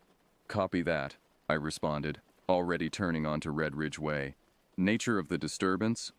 Caller reported sounds of breaking glass and possible shouting. Neighbors said they saw lights moving inside, but the Wrights weren't supposed to be in residence. 10-4. I'm about 5 minutes out. The Wright house stood at the end of the development, backing up against the wilderness. It was one of those modern monstrosities, all glass and angles, like someone had dropped a contemporary art museum in the middle of the mountains. As I pulled up the curved driveway, my headlights caught something that made my stomach tighten. One of the massive picture windows had been shattered, sending glass shards glittering across the expertly landscaped garden like fallen stars. I radioed in my arrival and drew my weapon. 15 years on the force had taught me to trust my instincts, and everything about this scene felt wrong. The house was lit up like a Christmas tree, every window blazing, but there was something frantic about it, as if someone had been desperately trying to push back the darkness. The front door was intact, but as I approached, I could hear sounds from inside, crashes, thumps, and something that might have been screaming. I announced myself loud and clear. "Police. Is anyone inside?" No response, just more crashing. Following procedure, I tried the door handle. It turned easily, unlocked. The smell hit me first as I entered. Copper and something else. Something that made the primitive part of my brain want to run. Blood. And beneath it, a darker scent, like wet earth and decay. The interior of the house was a war zone. Furniture lay overturned. Family photos had been ripped from walls. And there, a smear of red across the polished hardwood floor leading toward the stairs. I followed it, my flashlight beam steady despite my racing heart. The blood trail continued up the stairs, getting heavier, more deliberate. I could hear voices now, coming from above. One was high, hysterical, a man's voice pushed to its breaking point. The other wasn't a voice at all. It was a sound that had no business coming from anything human. The next few weeks passed in a blur of painkillers and police interviews. I gave my statement so many times I could recite it in my sleep. Though I left out certain details, the creature's impossible smile, those words it spoke. Some things you keep to yourself, if you want to keep your badge. The official report called it an animal attack. Mountain lion maybe, or a bear driven crazy by hunger. They found Mrs. Wright's remains, what was left of them, and ruled it death by wild animal. The message on the wall? Mass hysteria, they said. Trauma-induced hallucination. Mr. Wright left town as soon as he was released from the hospital. Can't say I blamed him. He sold the house for a fraction of its worth, and it sat empty, a hollow-eyed reminder of that night.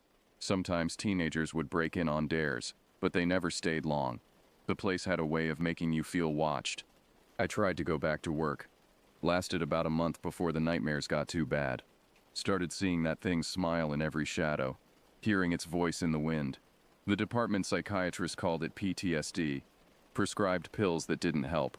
Finally handed in my badge. Couldn't trust myself to protect others when I couldn't even trust my own mind. The girl, Sarah, came back the next day. This time she wasn't running, but her eyes still held that haunted look I knew too well. We sat at my kitchen table, the photograph between us like a bomb waiting to go off. "My grandmother," she said. "Margaret Wright. She wasn't always afraid. But after that summer, after what happened to her friend," she pushed another envelope across the table. Inside were more photographs, letters, newspaper clippings. A history of horror I never knew existed. The story came out slowly, piece by piece. In 1949, Margaret Wright had been just another teenager in a small New Hampshire town. Her best friend was Emily Thorne, the girl in the photograph, the one with the too wide smile. They were inseparable, Sarah continued, until Emily started changing. It happened gradually at first. Her face elongated. Her teeth. She swallowed hard. By the time anyone realized something was wrong, it was too late. 7 people disappeared that summer. They never found the bodies. The more we dug, the more we found. Similar incidents spanning decades, always following the same pattern. Small towns, isolated communities, people vanishing, bodies found with surgical precision cuts, and always, a witness describing something impossible. Sarah had tracked them, these incidents, mapping them across the country. "They're not random," she explained, spreading out a marked-up map. "They follow old migration routes, moving in cycles. And Redstone? It's due for another visit." I looked at the dates, the patterns. She was right. Whatever had attacked that night wasn't finished. It was coming back. We started preparing. I still had contacts in law enforcement, people who owed me favors. Sarah had her grandmother's research, generations of carefully documented encounters.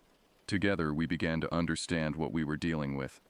They weren't aliens or government experiments gone wrong.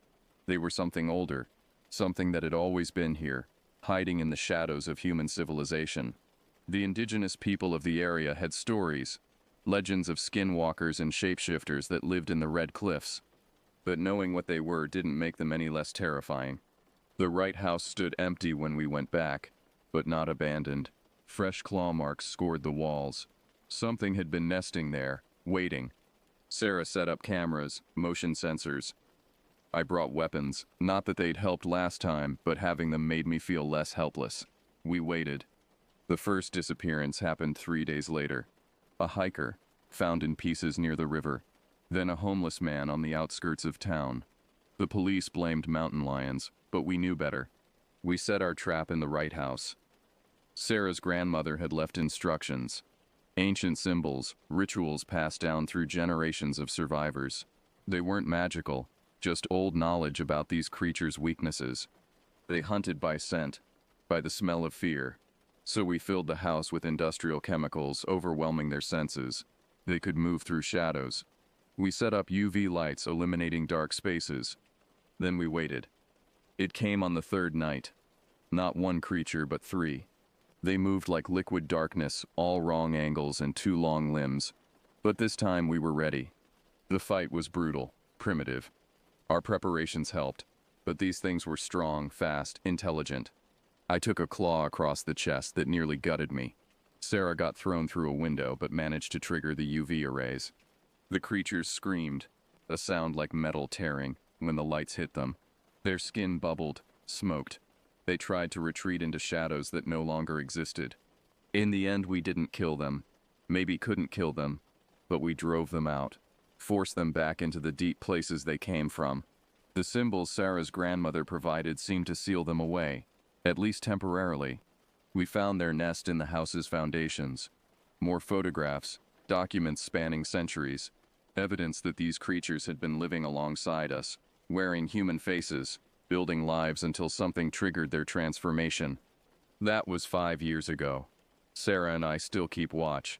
We've helped others, passed on what we know. The creatures haven't returned to Redstone, but we've tracked similar incidents in other places. Sometimes late at night I look up at those red cliffs and wonder how many more are out there wearing human faces waiting to change. The nightmares don't come as often now, but I still see that smile in my dreams. The Wright house was finally demolished last year. They're building new homes on the site. More vacation properties for people who don't know the history, don't understand what once hunted here. Sarah visits sometimes. We compare notes, update our maps, prepare for the next time, because there will be a next time. These things have been here longer than us, and they'll be here long after we're gone. But for now, we watch, we wait, and we keep the lights on.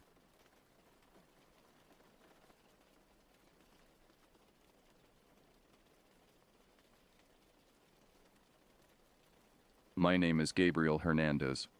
What I'm about to tell you happened to me on November 23, 2009.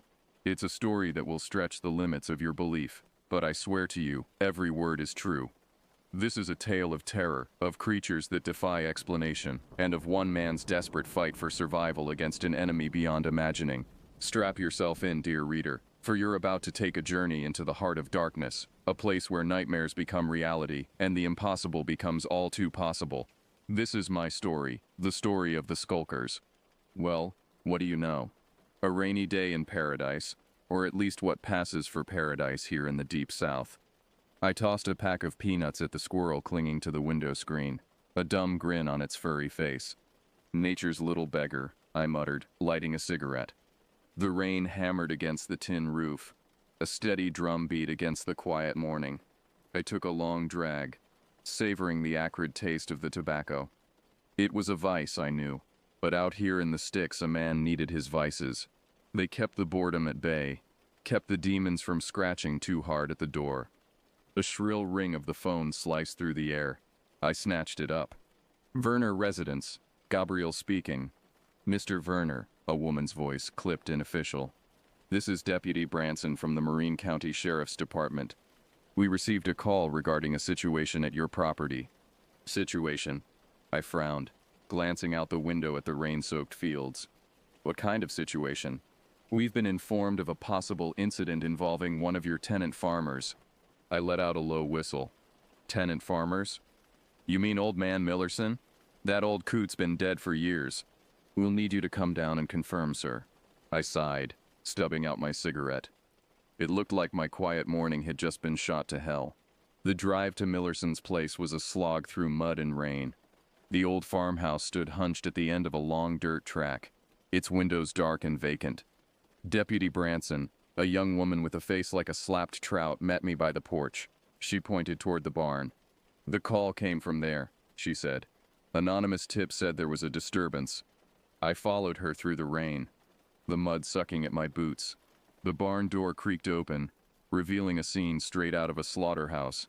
A man lay sprawled on the hay-strewn floor, his body twisted at an impossible angle. His face, a mask of terror, was contorted in a silent scream. Blood pooled around him, turning the hay a sickening crimson. The stench of death and something else, something metallic and acrid, hung heavy in the air. Deputy Branson covered her mouth with her hand, her face pale. Jesus, she whispered. I crouched beside the body, the dead man's vacant eyes staring up at me. It wasn't old man Millerson. This man was younger, his clothes torn and muddied. There were strange marks on his neck, deep punctures surrounded by bruised, swollen flesh. Animal attack? Branson asked, her voice shaky. I shook my head. Whatever did this? It wasn't no animal I've ever seen. Days turned into weeks, and the investigation into the farmer's death hit a wall. The coroner's report was inconclusive, the cause of death listed as exsanguination due to unknown trauma. Wild animal attacks, occult ritual, even a deranged serial killer, all were tossed around, each theory as unlikely as the next. The dead man remained unidentified, a John Doe with no past and a gruesome end. Life went on, or at least it tried to. But the incident at the barn cast a long shadow.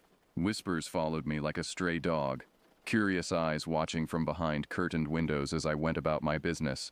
I spent my days working the fields, the silence broken only by the wind and the distant cries of crows.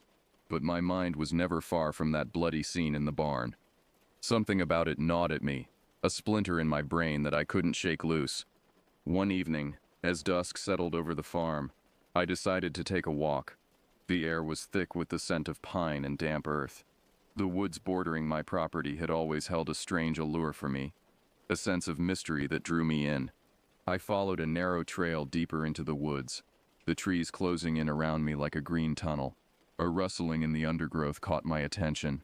I stopped, listening, my hand instinctively reaching for the hunting knife at my belt. The rustling grew louder, closer.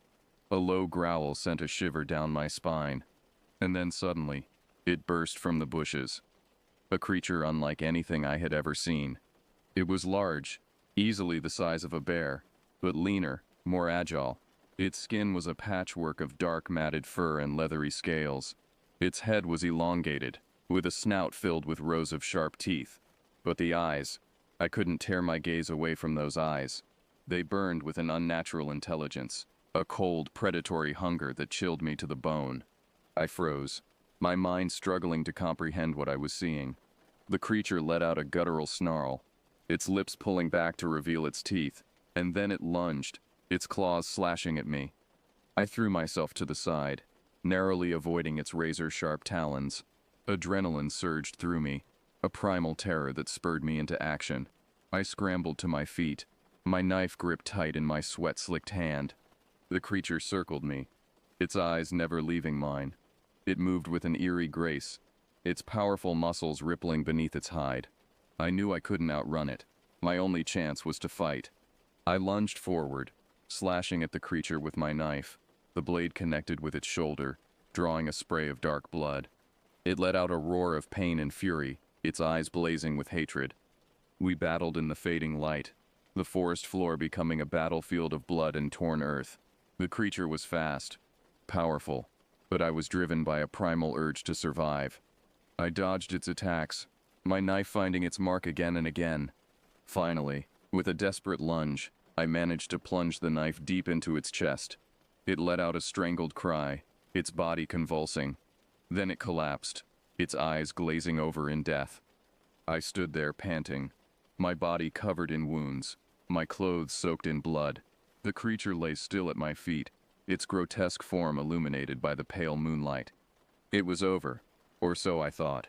Days later, news broke of another attack, this time in a neighboring county. A hiker found dead in the woods, his body bearing the same gruesome marks as the farmer in the barn. Then another, and another. The killing spread like a plague, each victim a grim testament to the creature's savagery. I knew I had to do something. The creature I had killed was not alone. There were more of them out there, lurking in the shadows, waiting to strike. I contacted the authorities, but my story was met with skepticism and disbelief. They dismissed it as the ramblings of a traumatized man, a desperate attempt to make sense of the unexplainable. But I knew the truth, and I knew that I was the only one who could stop them. I spent the next few months preparing, honing my skills, gathering weapons and supplies. I transformed my farm into a fortress, a bulwark against the darkness that threatened to engulf the world. And then, one rainy night, they came. I heard them first, the sounds of their inhuman cries echoing through the woods. They emerged from the trees, their eyes glowing in the darkness, their claws glinting in the moonlight. They were more numerous than I had imagined, a horde of nightmares come to life. I met them head-on, my guns blazing, my knives flashing. The night erupted in a cacophony of gunfire, roars and screams. I fought with a ferocity born of desperation, each kill fueling my rage. They were relentless, their attacks coming from all sides. I felt their claws tearing at my flesh, their teeth gnashing at my bones. But I refused to give in. I would fight until my last breath, until every last one of them was dead. The battle raged for hours, the night sky lit by the flashes of gunfire and the eerie glow of the creature's eyes. I was wounded, exhausted, but I kept fighting. And then as the first rays of dawn began to break through the clouds, I saw him. He was larger than the others, his body a mass of muscle and sinew. His eyes burned with an intelligence that chilled me to the core. He was their leader, the alpha of the pack. He charged at me, his claws outstretched, his teeth bared in a silent snarl. I raised my gun, my finger tightening on the trigger. The shot echoed through the night, a deafening roar that seemed to shake the very trees. The bullet found its mark, tearing through the creature's skull. It stumbled back, its body convulsing, then crashed to the ground, lifeless. A silence descended, broken only by the ragged gasps of my breath and the distant cries of retreating creatures. The battle was over. I had survived. But at what cost? My farm was a battlefield, littered with the bodies of the creatures and the spent casings of my weapons. I was wounded, my body a mass of cuts and bruises. My clothes were soaked in blood, my own and theirs. I collapsed onto the ground, my strength finally giving out. I lay there for what seemed like an eternity, staring up at the star-filled sky. A sense of despair washed over me. I had won the battle, but the war was far from over. As the sun began to rise, casting its pale light over the carnage, I heard the distant sound of sirens. Help was on the way. The next few days were a blur of activity. Police, paramedics, and news crews swarmed my farm, eager to examine the creatures and unravel the mystery of their origin. I was questioned, examined, and treated for my wounds. My story was met with disbelief at first, but the evidence was undeniable. The bodies of the creatures, their grotesque forms unlike anything ever seen before, spoke for themselves. News of the incident spread like wildfire. My farm became ground zero for a media frenzy. My name and face splashed across newspapers and television screens. I was hailed as a hero, a lone warrior who had saved the world from a terrifying threat. But I didn't feel like a hero. I felt like a broken man, haunted by the memories of that night. I couldn't shake the feeling that I had only won a temporary reprieve. There were more of them out there somewhere, waiting for their chance to strike. In the aftermath of the attack, my farm became a research site. Scientists dissected the creatures, analyzed their DNA, and searched for clues to their origin. They found that the creatures were unlike any known species, their biology a bizarre mix of reptilian and mammalian traits. Their origins remained a mystery, a riddle that defied explanation. Theories abounded, government experiments gone wrong, ancient creatures awakened from a long slumber, even extraterrestrial invaders. But no one knew for sure. As the investigation continued, I began to receive threats, anonymous letters and phone calls filled with hate and accusations. Some people believed that I was responsible for the creatures, that I had somehow created them or unleashed them upon the world. Others accused me of being a government agent, part of a vast conspiracy to control the population through fear. I ignored the threats, but they took their toll. I became withdrawn, paranoid. I couldn't sleep, couldn't eat. I was haunted by nightmares. Visions of the creatures returning, their claws tearing at my flesh, their teeth gnashing at my bones. One day, as I was walking through the woods near my farm, I came across a group of men. They were dressed in camouflage, heavily armed. They surrounded me, their faces grim. "Gabriel Hernandez," the leader asked, his voice gruff. I nodded, my heart pounding in my chest. "We're here to take you in," he said. "You're under arrest." "Arrest?" I said. "For what?" "For the murder of those people on your farm," he said. "Those creatures you claim attacked you." I tried to explain, to tell them the truth, but they wouldn't listen. They dragged me away, their guns pointed at my back. I was thrown into a cell, my pleas for help ignored. I was charged with multiple counts of murder, accused of fabricating the story of the creatures to cover up my crimes. The trial was a media circus. The prosecution painted me as a cold-blooded killer, a monster who had slaughtered innocent people in cold blood. The defense argued that I was a victim, a man who had been driven to violence by the creatures that had invaded his farm. The jury deliberated for days, their faces etched with doubt and confusion. Finally, they returned with a verdict. Not guilty. I was free, but the damage had been done. My life was in ruins, my farm abandoned, my reputation destroyed. I was a pariah, a man who had seen too much, who knew too much. I left town, disappearing into the anonymity of the city. I took odd jobs, living a life of solitude and obscurity, and I waited for the day when the creatures would return. I knew they would. They always did, and when they did, I would be ready. The old man at the bar, his face weathered like a map of forgotten roads, leaned closer, his voice a low rasp. "They call them the skulkers, those things," he said. "Always been stories, whispers in the dark. Old Indian legends, tales of shadow creatures that stalk the night, feeding on the blood of the living. Skulkers." The name fit, a fitting moniker for the creatures that had haunted my dreams, that had taken everything from me. I downed my drink, the burn of the whiskey a familiar comfort. I had been searching for answers for years, chasing down every lead, every rumor, but the truth remained elusive, always just out of reach. I stood, tossing a few bills on the bar. It was time to move on, to keep searching. Somewhere out there the skulkers were waiting, and I would find them. I had to. It was my destiny, my curse. As I stepped out into the night, the darkness closed in around me like an old friend. I looked up at the stars, their cold light a reminder of the vastness of the universe, of the secrets that lay hidden in its depths. I smiled, a grim, humorless thing. The hunt was on, and this time I would not fail.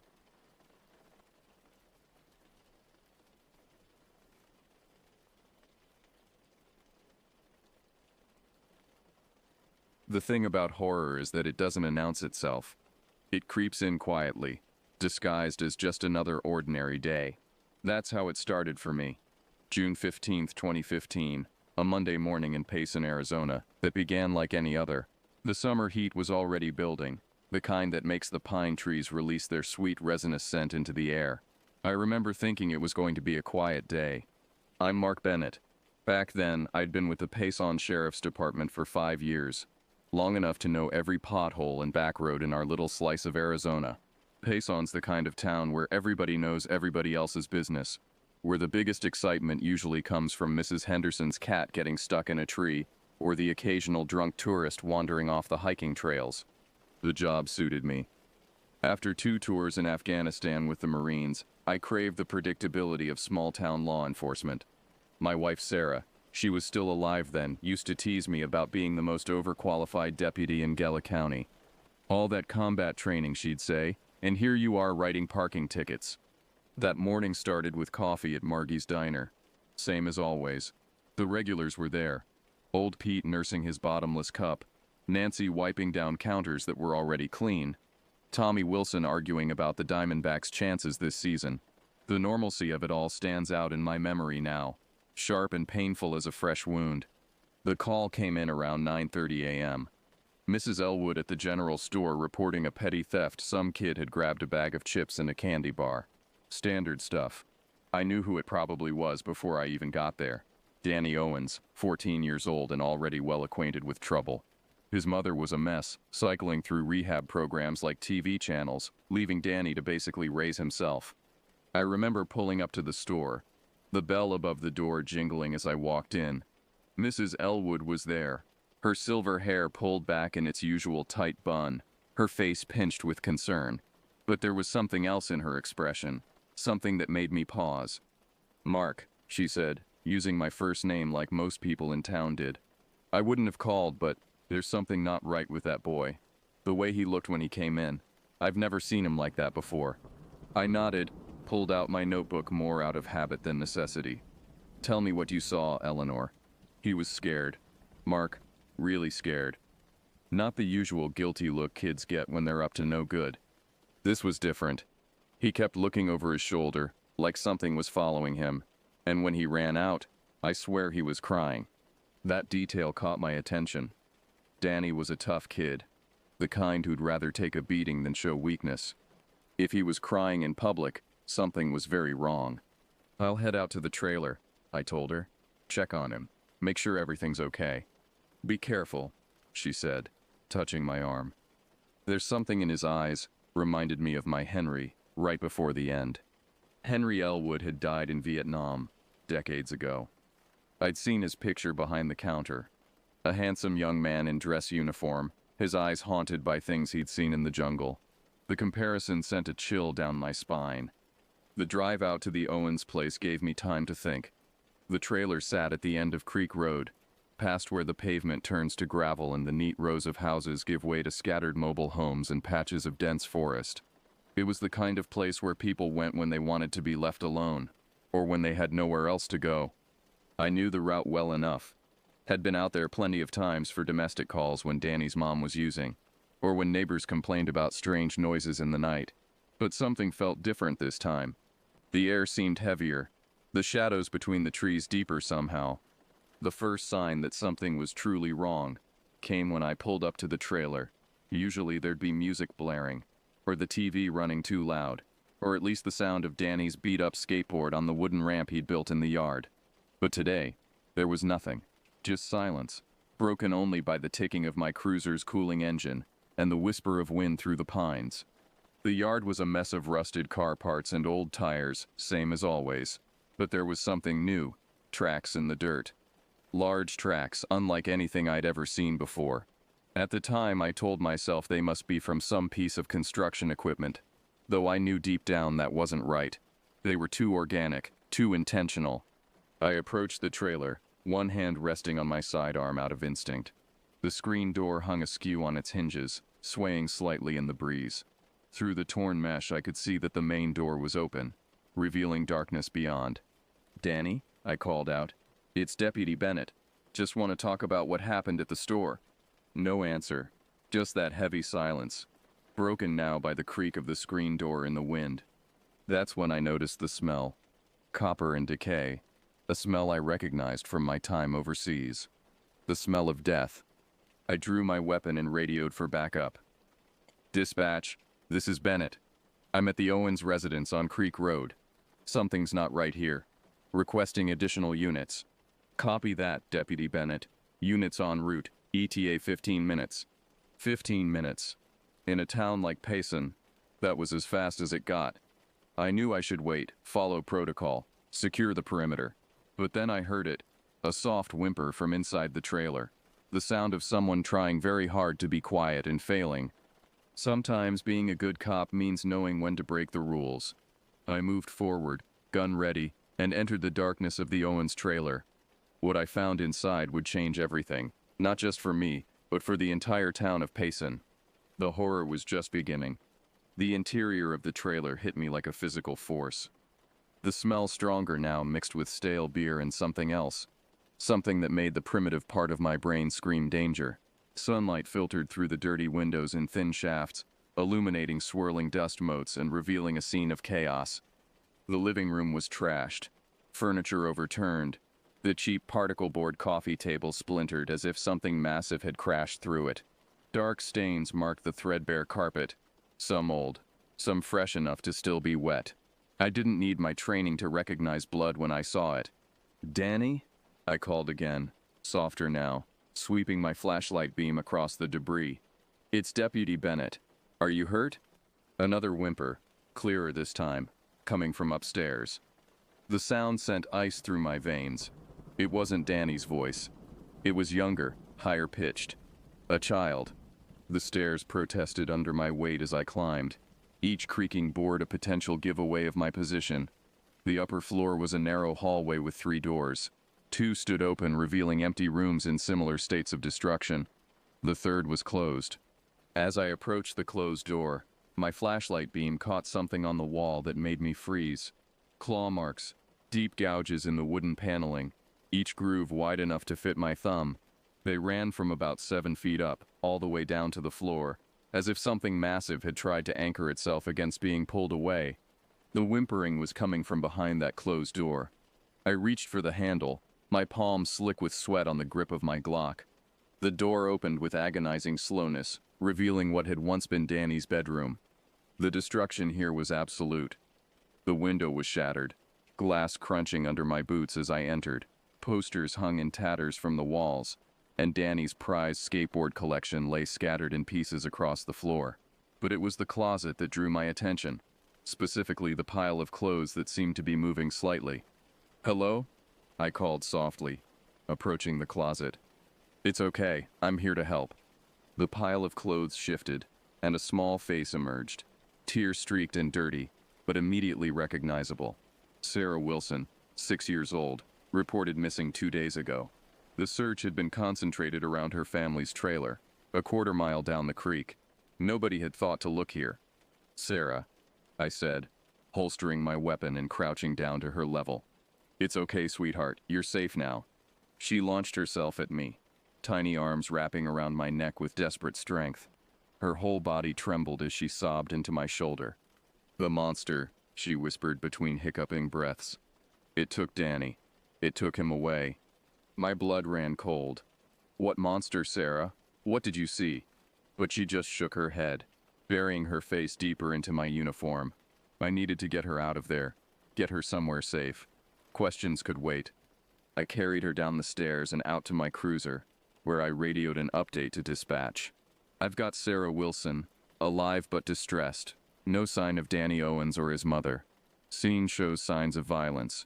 We're going to need crime scene units out here." I wrapped Sarah in a blanket from my trunk and gave her some water from my canteen. She wouldn't let go of my hand, wouldn't stop looking at the tree line behind the trailer with wide, frightened eyes. The backup arrived in force. 3 more deputies, followed shortly by Chief Rogers himself. The old man took one look at the scene, and his weathered face went gray. "Bennett," he said, his voice low. "What the hell happened here?" I shook my head. "I don't know, Chief, but whatever it was." I glanced at Sarah, who had finally fallen into an exhausted sleep in the back of my cruiser. Whatever it wasn't natural. The investigation that followed would shake our small town to its core, forcing us to confront something that had no place in our understanding of the world. But as I stood there in the morning sun, watching the chief organize search parties and crime scene technicians photograph those impossible claw marks, I already knew one thing for certain: Payson would never be the same. The search for Danny Owens began at dawn the next day. We assembled in the parking lot of the First Baptist Church. Deputies, state police, volunteers from town. Chief Rogers stood on the bed of his pickup truck, outlining search grids and protocols. His voice was steady, professional, but I could see the worry in his eyes. "Remember," he said, "this is a potential crime scene. You find anything at all, you radio it in. Nobody plays hero today. I was paired with Walker, the head park ranger for the Tonto National Forest.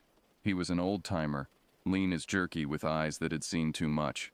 As we headed into the woods, he kept touching the rifle slung across his back, like a man saying rosary beads.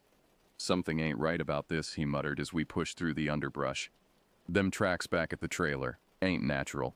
I nodded, remembering those massive gouges in the wall. "You ever seen anything like that before?" Walker was quiet for a long moment.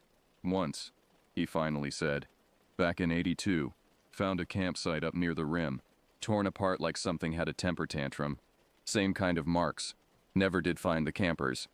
The forest grew denser as we moved away from town. The pine trees here were old, their branches weaving together overhead to create a perpetual twilight. The air was thick with the smell of sap and rotting leaves. Every so often, we'd hear calls from other search teams echoing through the trees. "Danny Owens." Around midday, Walker suddenly stopped, holding up his hand for silence. He pointed to a break in the undergrowth ahead, a game trail. But something was wrong with it. The plants were crushed flat, not just parted like deer or elk would do, and there was that smell again, the one from the trailer, stronger now. We followed the trail, our boots silent on the pine needles. It led us to a small clearing, and there we found the first real evidence that something impossible was happening in Payson. The clearing was a scene of violence. The ground was torn up, trees scarred with those same claw marks we'd seen at the trailer. And there, caught on a broken branch, was a scrap of fabric, the same Phoenix Suns t-shirt Danny had been wearing when he disappeared. Walker grabbed his radio. "Control, this is Search Team 7. We've found—" A sound cut through the forest, stopping him mid-sentence. It was like nothing I'd ever heard before. Not quite a roar, not quite a scream, but something in between. It echoed off the trees, making it impossible to tell which direction it came from. But it was close, very close.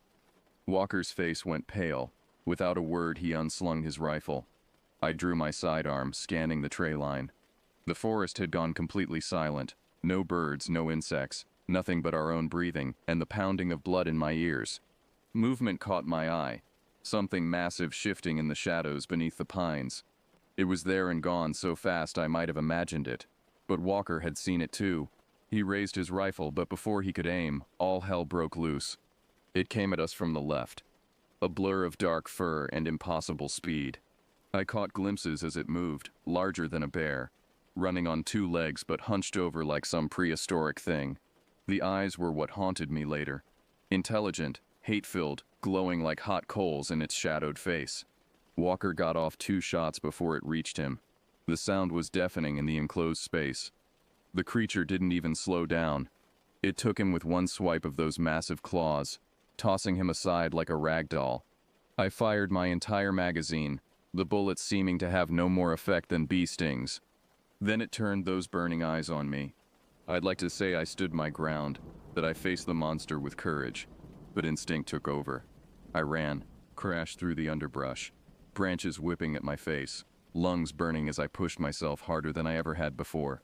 Behind me, I could hear it coming, the heavy footfalls, the snapping of branches, that terrible breathing that sounded almost like laughter. I don't know how long I ran. Time lost all meaning in that desperate flight. But eventually I burst out of the trees onto Creek Road, nearly getting hit by a passing truck. When I looked back, the forest was still. Whatever had chased me had retreated back into its domain. Walker's body was found 3 days later. The official report called it an animal attack, probably a bear.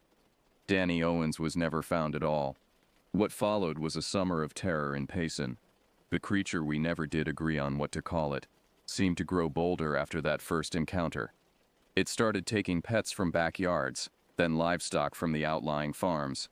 People would wake to find those massive claw marks on their walls like it was taunting us. The attacks escalated. 2 hikers from Phoenix disappeared in July. Their campsite was found in the same condition as the Owens trailer, torn apart with those same tracks in the soft earth. August brought 3 more disappearances. By September, people were leaving town. Those who stayed never went out after dark. We tried everything. The state sent in wildlife experts, who left scratching their heads. The feds showed up with their tactical teams and high-tech equipment. They lasted 2 weeks before pulling out, after losing 2 agents to what they officially termed an unknown predator. Chief Rogers died of a heart attack in October. The night before, he'd called me to his office, poured us both a drink, and confessed that he'd known about the creature for years. "It's been here all along," he said, his voice heavy with guilt. We just pretended it wasn't. Easier that way. I took over as acting chief after that. Spent the winter trying to keep what was left of the town safe. We instituted curfews, organized armed patrols, set up floodlights around the town perimeter. It helped. Some. The creature seemed less likely to venture into well-lit areas, less likely to attack groups. But we couldn't maintain that level of vigilance forever. People got tired, got careless. And the creature, it learned, adapted, started using tactics that showed an intelligence that was perhaps the most terrifying thing about it. The end came in the spring of 2016, though calling it an end might be too optimistic. What really happened was more like a stalemate. It started with Sarah Wilson. She'd never really recovered from her ordeal, barely spoke except to scream through her nightmares. But one morning in April, she walked into the station, calm as could be, and said she needed to tell me something. "It's not just one," she said, her voice flat. "There's a whole family of them, living in caves up on the rim. They've been there forever. Danny said they used to be people, a long time ago, before they changed." I asked her how she knew this, but she just shook her head and wouldn't say more. That night we heard the screams again, but this time there were many voices in that horrible chorus. The town's lights went out all at once, plunging us into darkness. What followed was chaos. Multiple attacks, coordinated, hitting different parts of town simultaneously. We fought back as best we could. But how do you fight something that shrugs off bullets, that can tear through walls like paper, that moves faster than any natural creature should? By dawn, half the town was in ruins. But we'd gotten lucky, if you can call it that. One of the creatures, a younger one maybe, got careless, ran across Main Street just as Tom Wilson was coming out of his garage with a load of fireworks left over from the 4th of July. Tom, who'd never gotten over what happened to his daughter, didn't hesitate. He lit the whole box and threw it. The explosion didn't kill the creature, but it did something better. It drove it back into the forest, screaming in pain and fear. The others followed, retreating from the light and noise. We found out later that fire was one of the few things they truly feared. After that night, things changed. The creatures still lived in the forest, still hunted on the edges of town, but they were more cautious now, and we were better prepared. We set up a system of firework launchers around town, ready to create instant daylight if needed. Started controlled burns in the forest, pushing their hunting grounds further back. It's not a perfect solution. People still disappear sometimes, especially tourists who don't know better than to go hiking alone. But we've learned to live with it, learned to respect the boundaries between their territory and ours. That's the truth about what happened in Payson, or at least as much of the truth as I understand. Some people say we should have tried harder to kill them, should have burned the whole forest down if that's what it took. Others say we're lucky they didn't wipe us out completely. Me? I think about what Chief Rogers said, about how they've always been here. Maybe this is their land more than it's ours. Maybe all we can do is learn to coexist, to respect the darkness and the things that live in it. I still serve as chief of police, still patrol our quiet streets, still respond to calls about stolen candy bars and loose dogs, but I never go into the forest anymore. None of us do. Not if we can help it. At night sometimes. I hear them calling to each other across the dark miles. Those sounds don't frighten me as much as they used to. They're just a reminder that the world is bigger and stranger than we like to pretend. That there are some mysteries better left unsolved. Sarah Wilson left town last year, gone to live with relatives in California. Before she left, she told me one last thing about her time with the creatures. She said they weren't evil, not really, just hungry and ancient and alone. I think about that sometimes, on quiet nights when the wind carries their voices down from the rim. I think about Danny Owens, about Walker, about all the others we lost. And I wonder if, somewhere in those dark woods, they're still out there, still watching, still waiting. Because that's the thing about horror. It never really ends. It just changes shape, becomes something we learn to live with. Here in Payson, we've learned that lesson well. Every town has its secrets. These are ours.